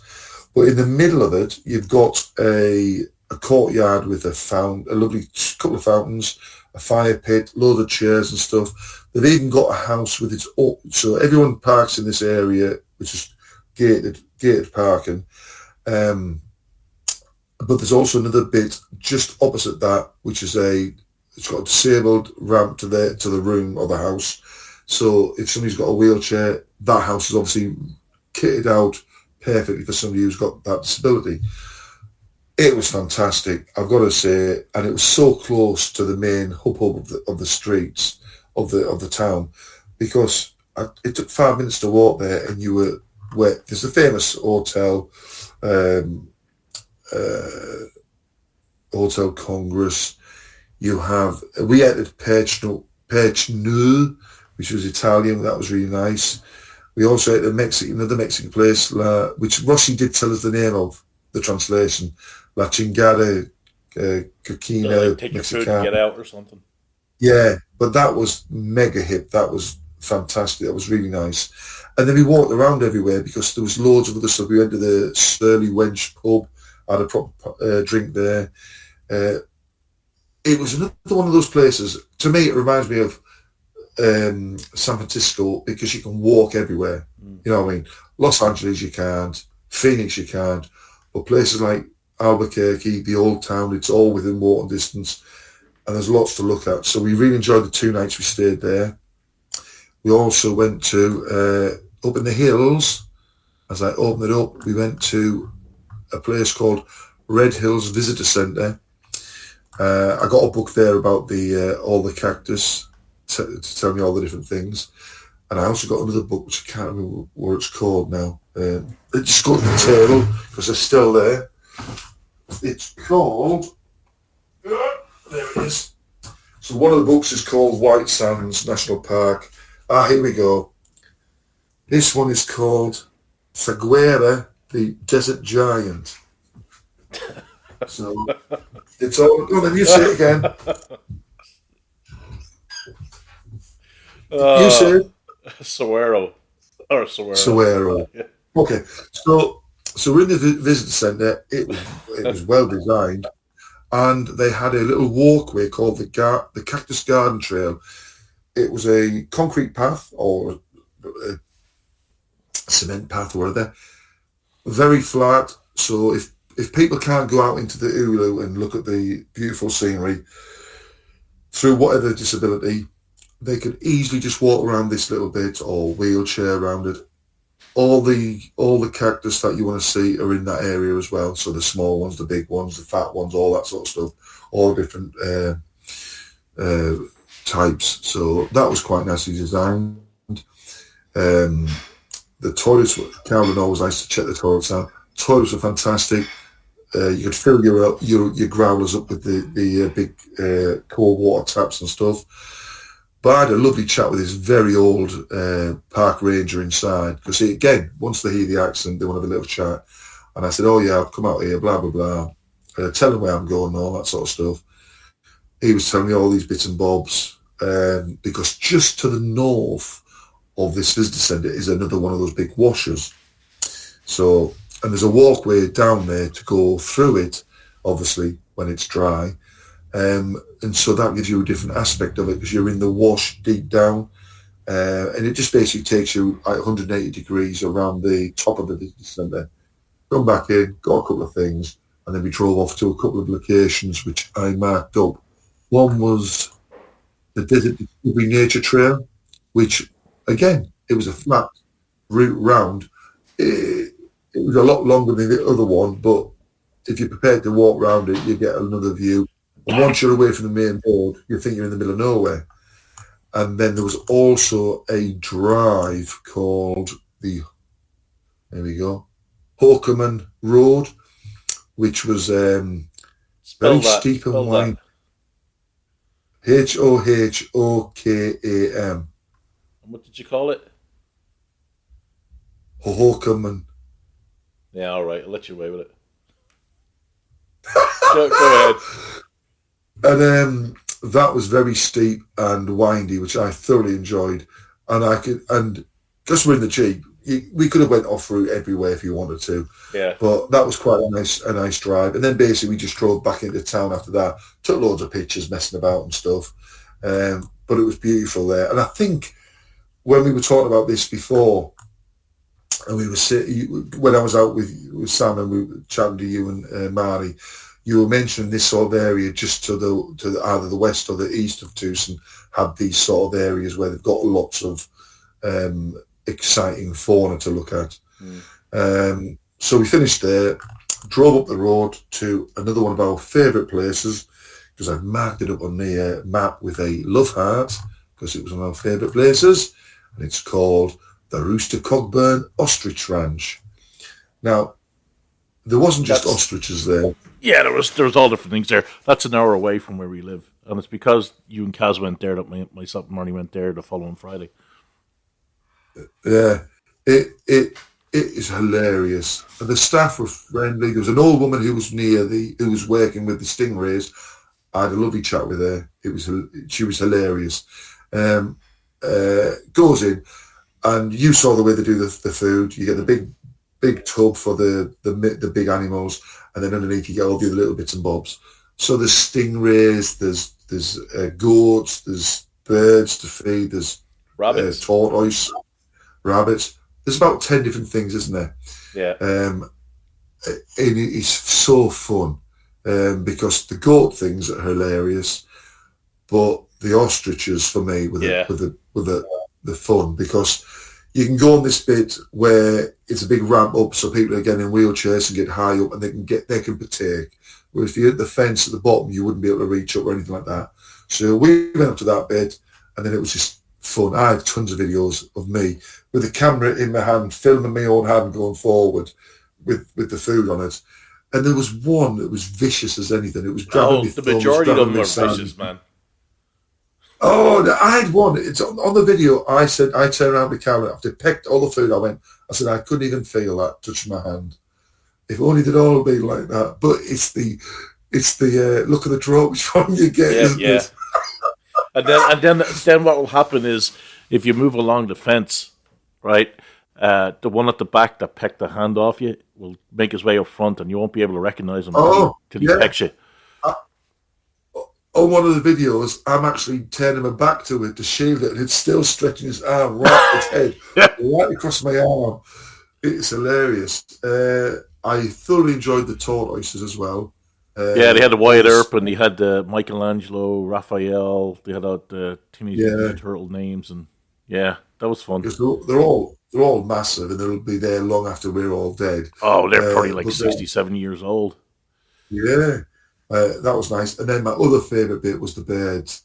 When we went in, so you take in a little tub of concentrate that they like to eat. Nectar, yeah. Yeah. And they lift the lid off.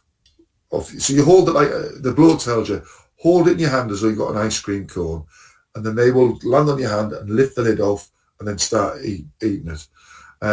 So we're in there. I didn't see it happen, but Carolyn did. A big burly bloke walked in. Two birds landed on either shoulder, and he panicked and ran out. Oh my God! But They actually pee. Is what you have to be careful when they land on you because they'll. Oh, I had two. One did a little one away from me, and then the next one did a massive one away from me, and I just went, I've got the pictures I need now. Well, that will start shitting. Marnie enjoyed that so much. We paid the extra $5 to get another 3 nectar things for them. Oh yeah. So that was one of the highlights. Yeah, and there was this one little goat. I don't know if she was around there when you were around. Her name is River. They let her walk. Oh, the one that was walking around. Yeah, they make her walk. She walks around on her own, and she'll come up to you and you'll pet her. She won't eat the stuff, the pellets.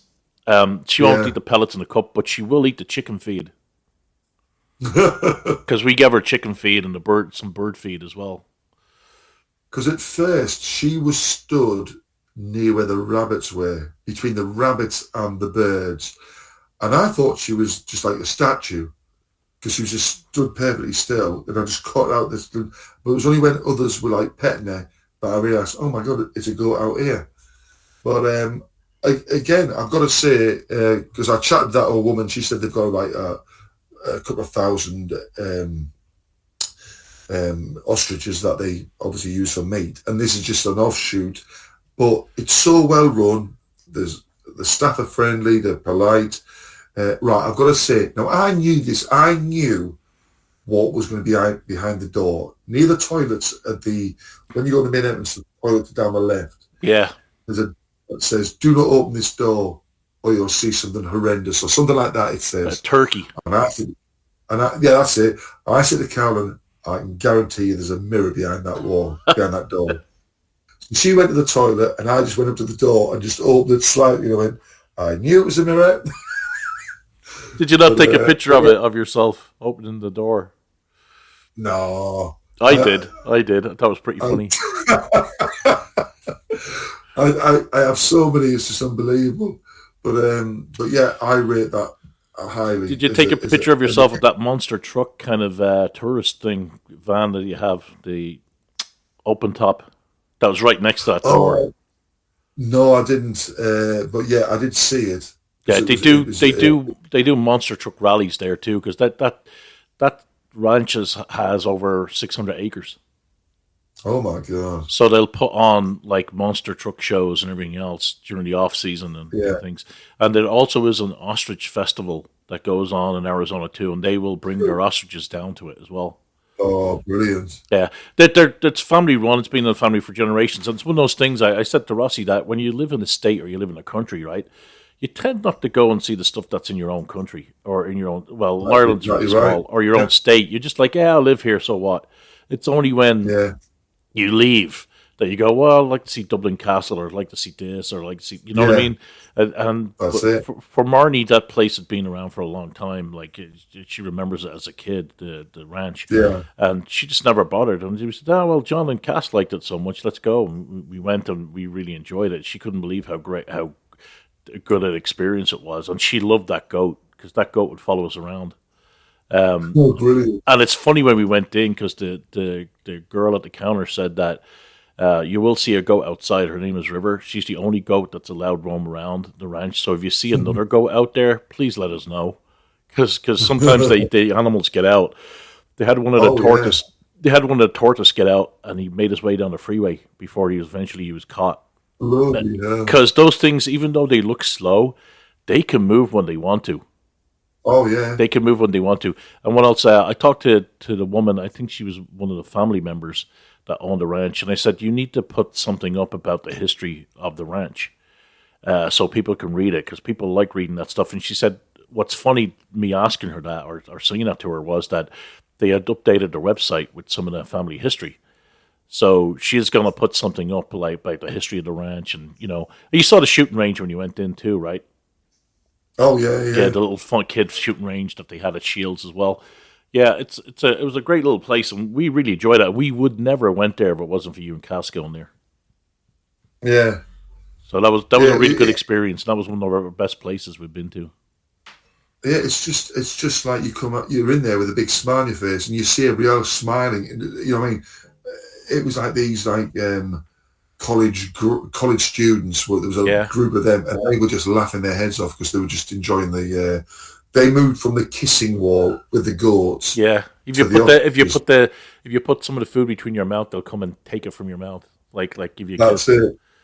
But they were all just laughing their heads off, and it was just like, you know what? It's one of those places where everyone's happy, and if you can run a place like that, that's brilliant.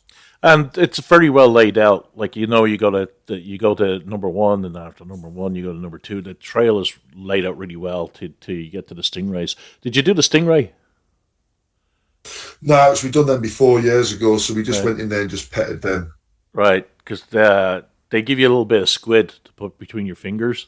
Yeah, and you lower it down in the water. The stingray will come along and gum it out of your hand.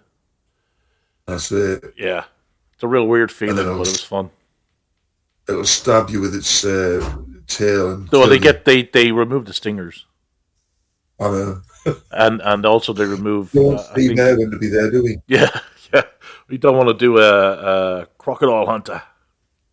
That's it. Yeah. So that was. I'm glad that you and Cass went there and told us about it, because that was one of the things that Marnie had on her itinerary, said that you might like.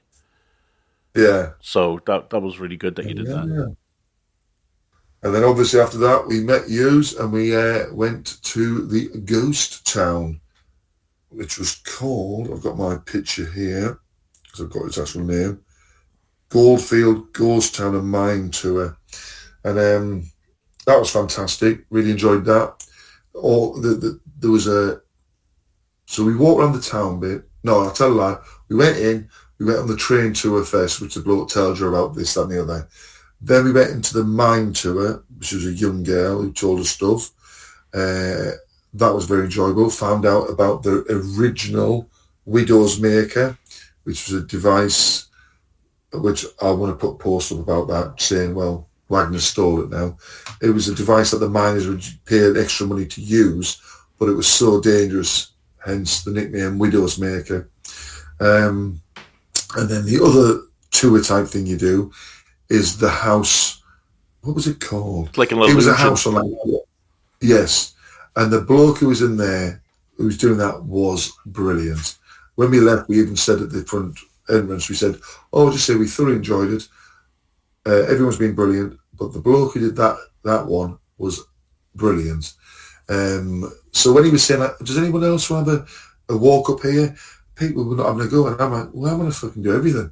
You know, we're here." You know, kids were like, he was trying to do a thing with one of the young girls. "Oh, what's your favourite band?" And because her dad had pushed her up there, she looked mortified. But I'm just like, "You're here, do it. Have a go." You know what I mean? Because you might never have experienced this weird sort of optical illusion again. Because I found it easy to walk the where we were angled already, and then the house went up away from us at 45. That was easy. When I turned round and came back and I'm walking towards Carolyn and I'm seeing her at the wrong angle to me, that was really weird. And then when you stepped from your angle to the correct angle, that was weird. So it was very interesting to do. It was very funny. Enjoyed that. And then we went in all the shops. I got the tripod out and did all my perfect. You did the line as well, didn't you? The zip line thing. Yeah. I did that twice. Carolyn came at the first time, and then I did it by myself the second time. She didn't get it at half price the second time. Just so I could get some pictures and stuff. But yeah, it was really well laid out. Some nice shops. There was a hat shop there as well. I went inside there. I thought I took a picture, but I can't remember. The saloon was great. Was that where you had to do your timing on the video on the photo to rush up and put your arm around Cass? No, that was the opposite side. Oh, okay. That picture was that was hilarious. I had 10 seconds, dear listeners, to run. Carolyn was on the side of the building with a lovely balcony, and the background was all these mountains again. And I'm thinking, right, I can't clamber up there. I'm going to have to run down to this circular staircase, run round that, and then run down the balcony towards her. And I had 10 seconds. So I sprinted, and the picture is my left hand is just about to touch the shoulder. Yeah. Or shoulder, yeah. Or the rail.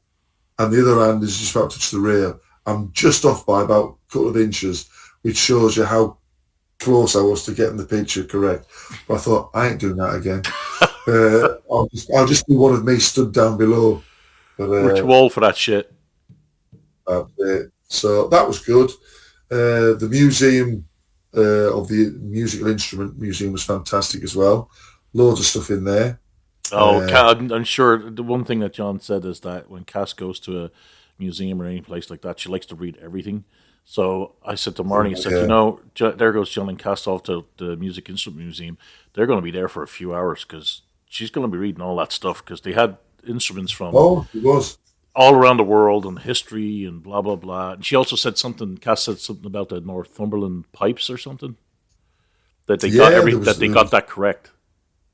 Yeah, because there was a big pipes display. They had a little bit of Scotland, but then they had a big pipes thing. So I presume they were saving the big Scottish bloke who was like the statue for the pipes display rather than the Scotland bit, because it brings all the pipes of the world together. But yeah, everything was there. So it was really it was interesting as well to see people who'd loaned stuff to the museum. You know what I mean? So that was quite well, you saw it with John's piano. Yes. And you found out how tiny Prince was. Oh, yeah. Well, I think Stick him in your pocket. Oh, he's ridiculous, wasn't he? And then, dear listeners, we went into the centre of Phoenix to get a picture next to the Phoenix, Welcome to Phoenix sign. And then we went to a restaurant, which was, now, I'm not exaggerating this. When we went in, it was so dark, and when we sat down, we had to use our torches and our phones. Flashlights on our phones to look at what the menu was. That's the Wolf and Wren, I think is the name of it. And Marnie would go there. When Marnie worked downtown, she would go there for lunch. But they do turn the lights considerably down for dinner. But I had no idea it was going to be that dark. Either did you or Kat. I don't think Marnie knew. But everybody was using their phones to see. And I said to you, they're probably doing that so you don't see the prices of things. Or the cockroaches scurry across the table. And it was so funny because we sat there in a huddle going, looking at our menus thinking, looking around, and then as soon as you see somebody else using their phone, you're like, right, we're okay. We're not going to look like idiots. And I actually asked one of the waiters, didn't I? I said, I'm going to ask, why is it so bloody dark in here? And they didn't know. No, ambiance. The food was very tasty. Yeah, the beef bolognese was really good. Yeah. So, and so obviously we have the big dust storm. What's the official name again? I can never remember what it was. They call it a haboob, but that's an Arabic word, and they've only started using that the last decade and a bit, because beforehand it was just a sandstorm. And Marnie just calls it a sandstorm, but I think it's because of all the people from out of state moving here. They have to rename shit. Or they'll do stuff like it hits 100 degrees and they'll have a safety warning. Well, you didn't get that before, you know? So it's because of all the people moving into the state. But that was a pretty big one, that sandstorm. And we'd planned to go somewhere that day, but we couldn't go out because of the sandstorm. So we ended up playing Cards Against Humanity in the kitchen while eating some crackers and things. You know, rained heavily as well. Yeah, you brought the rain with you. You know what? The video you got was a really good video. What's funny about that night is that we had bought some dip that was like meat and cheddar, like some Mexican dip and stuff like that, and we forgot all about it. But we ended up eating crackers and meat and cheese. But so that was in the fridge. And it's only when you guys left, Barney went, "Oh my God, we forgot to put out this."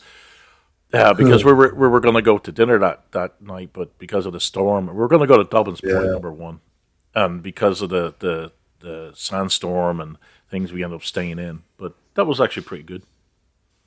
Yeah, and we went in the pool when the thunderstorm was raging around us. That was fun. John killed Trump. That's right. We had a Trump floaty, and John jumped in the middle of it, and has a good video of it. And the next day, he was totally deflated. Oh dear! And then when we left, we went up to Dobbins Point, and then. Well, you went to Shields. You went one of the days. You went to Shields. Shields is the big sports store. Oh yeah, with the giant bear. Yeah, Rossy. Yeah, Rossy had mentioned the Bass Pro shops to you, but the Shields one, I brought you to, it's like a Bass Pro, but it's bigger. And that had a Ferris wheel. We both went on the Ferris wheel inside the store, and the amount of guns and ammunition there, John, would have made you really happy. That's it. Dear. But, so the next day when we left, we went up to Dobbin's Point so Cowan could see that. And there must have been nobody up there. There must have been hardly anybody up there. There was a minibus or a minivan of people that you might be a bit scared of, because they actually said that to Carolyn when she was waiting for me while I was fanning about with the tripod and taking all these pictures, and she sat under the shade bit, and there's about 8 people there. There was a Mexican looking lad, a black lad, you would think they were dodgy people, right? So she sat there, and one of the ladies, Karen told me, said, "Oh, I think we might be scaring this young lady." And she turned around and said, "Oh, you're not scaring me. The heights and stuff that my husband's doing over there, that's scaring me. That's why I'm sat here." So eventually I came back over and ended up chatting. The lad who was the Mexican lad, he was a big football fan, and he was talking about the teams. And I was saying, "Oh, well," he said, "Oh, where are you from?" I said, "Well, you like football, don't you? So you might have heard of Newcastle."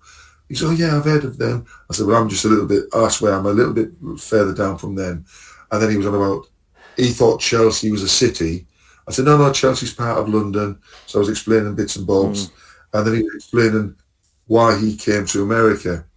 And it was basically, he was one of those people that if he didn't join the gang in the town, his family would be threatened until he did join the gang, or he would be killed. It was one of those things. So after you called ICE on him, what happened? Well, that's what I should have done, shouldn't I? And then we just said goodbye. They got in the van and we got in the car and we drove off. And then obviously on the way out, I had to stop at the in Goodyear to go to the Worn Star clothing shop. There you go. And get myself a new shirt and some jeans. So for listeners, when John and Sam were over last time, John was late to the house because he had to stop off at the clothing store on the way. So, but it's well worth it. I mean, the amount of money you'll save. Oh my God, it's unbelievable. And then on the drive on the I-10, I stopped at the it's called Bell's rest area, just to show Carolyn where me and Sam stopped and say, look, this is a rest area with everything's like vending machines, but everything's like the parking's free for lorries. In the UK, if it's something like that, they'll be charging you 20 quid a night to park up, sort of thing. The next bit on the road we stopped at was, where's it at? That's it. So I wanted to get some fuel at this place called Terrible Herbst, but on the actual store frontage it just has Terribles, and I just think the name is fantastic. So I had the Jeep right in the position where I wanted it, got the pictures, went inside, and then a thing on the left called the Beer Cave, or just Beer Cave. So me torturing Pooh Carolyn, take a picture, Carolyn. It's like the Bat Cave, but beer. She's like, oh, get these pictures. Done that, fueled up, and we could see the difference of the fuel from California, New Mexico, Texas, and Arizona. It's just under twice the price in California it is to the other 3 states we're in. So it just shows you what a shit show he is at running the state, considering it's the most populous state, I think, in America. Probably got a lot of, well, not as much as it did, big industry with... Well, California's a beautiful state, just that its politics have ruined it. Yeah. And so we pulled into Palm Springs, couldn't find Big Gear on. Pulled into the Dunes Hotel, which was really nice. It was quite funny because we went down to the pool in the morning because the pool was open from 7. And Karen was going, oh, you're going to get up? And I'm like, it's 7? I said, oh, all right then. Went down there. There was some German youngsters who put their towels out and all that. So we came down and they moved off to the other pool, the little hot tub. Well, like, you know what? That was funny. The day you left here when we went out for breakfast and we had the German waitress, and I said to you, don't mention the war. Yeah. But so as I went, oh, it says 6 foot, and I just did a sports dive into the pool. When I surfaced, Cowden said, "You're not allowed to dive." I said, "Where's it say that?" And I looked and I went, "Oh, it says it everywhere." And I just went, because I saw the Germans looking at me as if to, how does the British people do that? And I'm thinking, well, because I can sports dive and I can do that in like 3 foot of water, 2 foot, I ain't going to break my neck and be paralysed like these idiots who dive in the pools, who dive like straight down instead of doing a sports dive. So I just laughed and I just thought, we've got to move on then. We're going to leave here by 10 or 11ish. But I would have loved to just stay there, just to wind them up, because they wouldn't come back in the pool with us here. Because as soon as we got to the pool and we were walking back up to our room and looked over the balcony, they were all getting back in the pool. And I thought, and I said, I'm in 2 minds to go back down there now, just to ruin it for them. Oh, I hate that. It's like we're all in the pool together. What do you think we're going to contaminate you? You know what I mean? And we had a nice meal there in a place called Jimmy B's, which the sign outside was done in the Godfather font. Some nice food in there. Wandered up and down the strip. Looked at the Forever Marilyn statue where I looked at their skirt. That was always on the cards, that picture. But I was wearing my Marilyn Monroe shirt. So that was that. Looked in loads of the shops. There was another hat shop there. I had a good chat with the bloke in there. I said, the Stetsons, proper decent Stetsons, $175. And you get a big box to carry, to protect it in. Now, I never knew this. That type of hat, you store it upside down. You don't store it in the rim, you store it in the top, because the top's flat, whereas the rim isn't. So I learned something new, and I said, you know what, I'd love one of them, but there's no way I can. I said, I've got a cheap hat, as you can see. I said, I can't go back to the UK, because it's obvious I bought a hat if I'm wearing 2 hats on my head. And where we put that box, you know what I mean? But every place where I couldn't get something because of things like that, the staff were very polite, you know what I mean? They understood, but I just showed me interest in it because the stuff was fantastic. And then when we were leaving, I knew that the other Palm Springs sign was on the way out, and then we found the actual. We went to Elvis's honeymoon hideaway, which was on the outskirts of the town. Now this was expensive house area. There was no parking allowed on the streets, obviously, unless you were a workman, because when we got up to the Elvis bit, there was about 20 works vehicles all parked in that area. So they must have been doing something on somebody's house. But these houses were fantastic. And then we drove up to the tourist bit, had a chat in there, nice chat in there again, saying it's a lovely place, all that. We did have a breakfast at a multiple award-winning restaurant called, it's not there, where the hell was it? There it is. Weirdly, it's called Elmer's Restaurant, and it's 4.6 rating, but inside they've got all of these awards on the walls. The food was really nice. The waitress again was fantastic. Place was chock-a-block. Funniest bit was you could tell 90% of the people were same-sex couples. And it stood out when they started to walk about, that was the funniest bit for me. And I said to Carolyn, in my own way that I do, I said, she went to the toilet and she came back. I said, right, I'm going to the toilet now because I know there's nobody in there. I went in there, and as soon as I got my knob out, somebody came in the door. I thought, you followed me a bit of hanky-panky, haven't you, mate? I know what you're all like here, big gear on. So I come out and I said to Carolyn, I told you that would happen. She's like, God, you lot, you just think, just because you're a man, all of the men fancy you. I said, they all do, mate. I said, they want to break me in, don't they? Because I'm a new blood. Oh, dear. So after that, it's basically driving out to Rossy's, went out for a meal with his dad, which was hilarious. He has a big walking staff. And as he got out the car and he walked ahead of us to the restaurant, all I'm thinking, I felt like shouting it out, "None shall pass!" But it was a good laugh. So him and Steve sat at that side of the table, me and Carolyn this side. Carolyn got this burrito. I can't remember what it was called. It was something called like a super burrito. It was fucking ginormous. And she ate it all. And Rossy's dad goes, "I can't believe you eating all that. You should weigh about 200 or 300 pounds." Oh dear.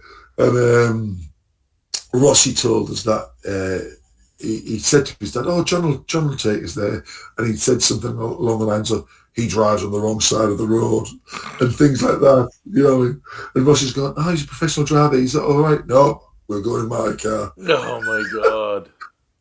Oh, he was brilliant. Karen said, "Oh, he was lovely," because he was like crotchety, you know what I mean, that sort of thing. He was, and now when we took the nick out, saying that his dad was like, he'd be like Clint Eastwood, "Get off my lawn," I can see it, you know what I mean, that just the way he was. But it was good. So I did talk a bit of guns for him as well to keep him happy. Mentioned the weapons that I'd used and all that. But yeah, very funny. And then basically it was like sleep at Rossy's, get up in the morning. We took him to work, had that final picture with him, and then we left him there to do his stuff. And then we drove, put the car in. It's very slick. Both the different car frames I've used with me and Sam and this one, very slick. Just park the car where they tell you. They walk around the car. They give you the receipt saying everything's okay. So it's not a case of you get back to the UK and find out there's some damage, which they didn't. And then basically just get on the bus and away you got the airport. God, it was a bit of a nightmare getting to where we had to go. We had to walk to this area to then get a special bendy bus to the terminal that we had to get on. So we were driving. I'm looking out the windows of the bus, and there's like a tail fin 10 foot away to the right of us as we're meandering around the plains. Got there, we had a laugh at some people who were sprinting to get to their terminal. Last call for such and such, and they were sprinting past. And we're like, who leaves it that late? You know what I mean? Oh, you'll be surprised. You'll be surprised. I know. Because I paid for the turning left in the airplane on the way back, a couple of, I think, 300 quid each or something. Bigger seats, a lot more service. Although I found it easy to sleep in the cramped seat, even though we were the ones before the emergency exits, so we had loads of space in front, because I'll just double over and just go to sleep with my head in my hands.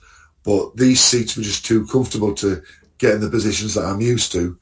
But yeah, it was really really nice. So if we do it again, I think I'll use that airline, probably pay that again for doing that, because it was relaxing. And that was it. Get back to the UK, drive down the road, see all the flags, get back, dump all the washing in the conservatory in the piles, and then it's slowly gone through all that. But yeah, very, very impressed with it. I thoroughly enjoyed it, and all my research with all the restaurants and places worked perfectly. So very happy. So all you people who feel like getting to America, your best time, definitely for certain areas, is the back end of August, because all of the Americans have gone to school by then. Yeah. And everything becomes cheaper. The hotel we stayed in Palm Springs, when we were at the reception talking to them, they told us why it was so quiet. He said the most expensive hotel in the town is $1,000 a night. You could have booked that for $200 these nights that you're here. That's the difference in price. Mm-hmm. So even though the flight's expensive, the hotels are cheap, the food's cheap, the petrol's, diesel's cheap outside of California. But it's still cheap. But we know that the Americans, if it gets to $5, they're fuming. But that would be like, I did the calculations for when I put 16 American gallons in. I converted into litres, and then I looked at how much it cost in the UK, and we were paying like 3 times as much as the Americans do. So that's nice, isn't it? Yeah, well, Americans are used to having cheap gas. Well, that's it. And when we were getting the food at Rossy's Vaughn's supermarket, the person packs your bag at the end, you know what I mean? And I can take it. But the carrier bags are mega thick and they're free. If you want a carrier bag here, you pay, and they're shit, unless you get a bag for life type of thing. But yeah, so well, they tried doing that. They tried doing that before, having people pay for bags, but it didn't really work. Yeah, because it's seen as like a tax or something on your own. If you're paying for a bag, you're being taxed or punished. Yeah, for shopping at the store, so they got rid of it. Yeah, it's interesting. Yeah. Oh, there you go. Well, it was good. You had a great time. I did. And Carolyn thoroughly enjoyed it, and she loved your hospitality. Oh, Marty loved listening to Cass's stories because they were great, and we couldn't believe how laid back she was compared. I mean, she just goes with the flow. Oh yeah. So she's very relaxed. She's got great stories. We're laughing at a lot of the stories she's telling about her school stories and stories about Sam that were just fantastic. She was great company, and we're like, how the hell did she put up with you? Now we know because she's so relaxed. Well, what it is, sometimes you find perfection and know that you've just got to stick with him, and that's me. I say to Carolyn, it's because I'm so easy going, and she'll do a double take. You won't. I'm so laid back. We really enjoyed the company. It was good fun. We had some laughs. Yeah. Good stuff. Just need Rossy to get over there. Yeah. I don't think Marnie would like to go to the UK though, because of all their archaic laws they're passing. Yeah, it's mad at the moment. Yeah, it's mad. Once it's all over and we can talk normally again. Yeah. She'd love a place like London and little enclaves outside of that where there's so much history within, like a very short walking distance. Yeah. Rochester, which is just over like 5 miles away from us, is fantastic. The history is just there right in front of you. Yeah. Everywhere you go, it's like, famous people lived in there. People lived in that's mentioned in this story. This is mentioned Dickens' tales. That's in this. All them sort of things. So even though London's got tons of stuff, Rochester's got a lot, and then Canterbury's got a hell of a lot as well. So and York's got a lot up in the north. Yeah, so there's lots of places. Yeah, it's like in the US, everything's already spread out. Like I'm sure when you're driving through Texas, it took you forever. Oh yeah, big. Yeah.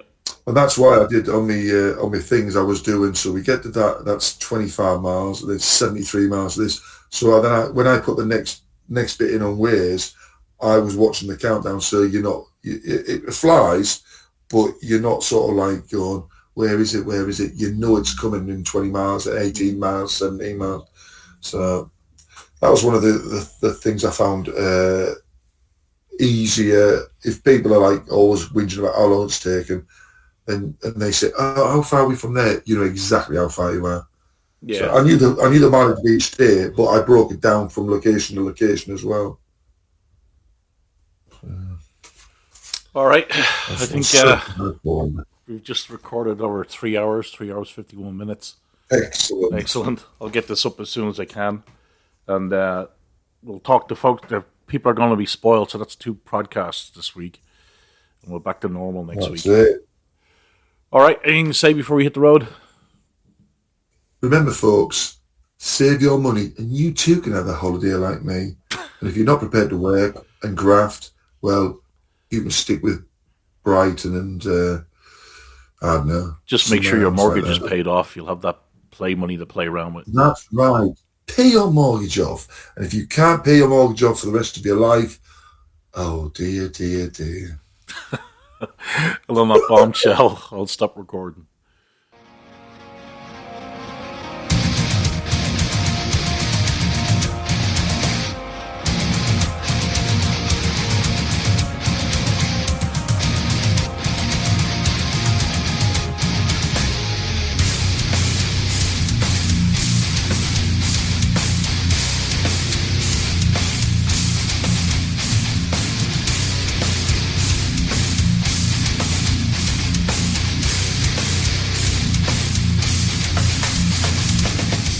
I am the law.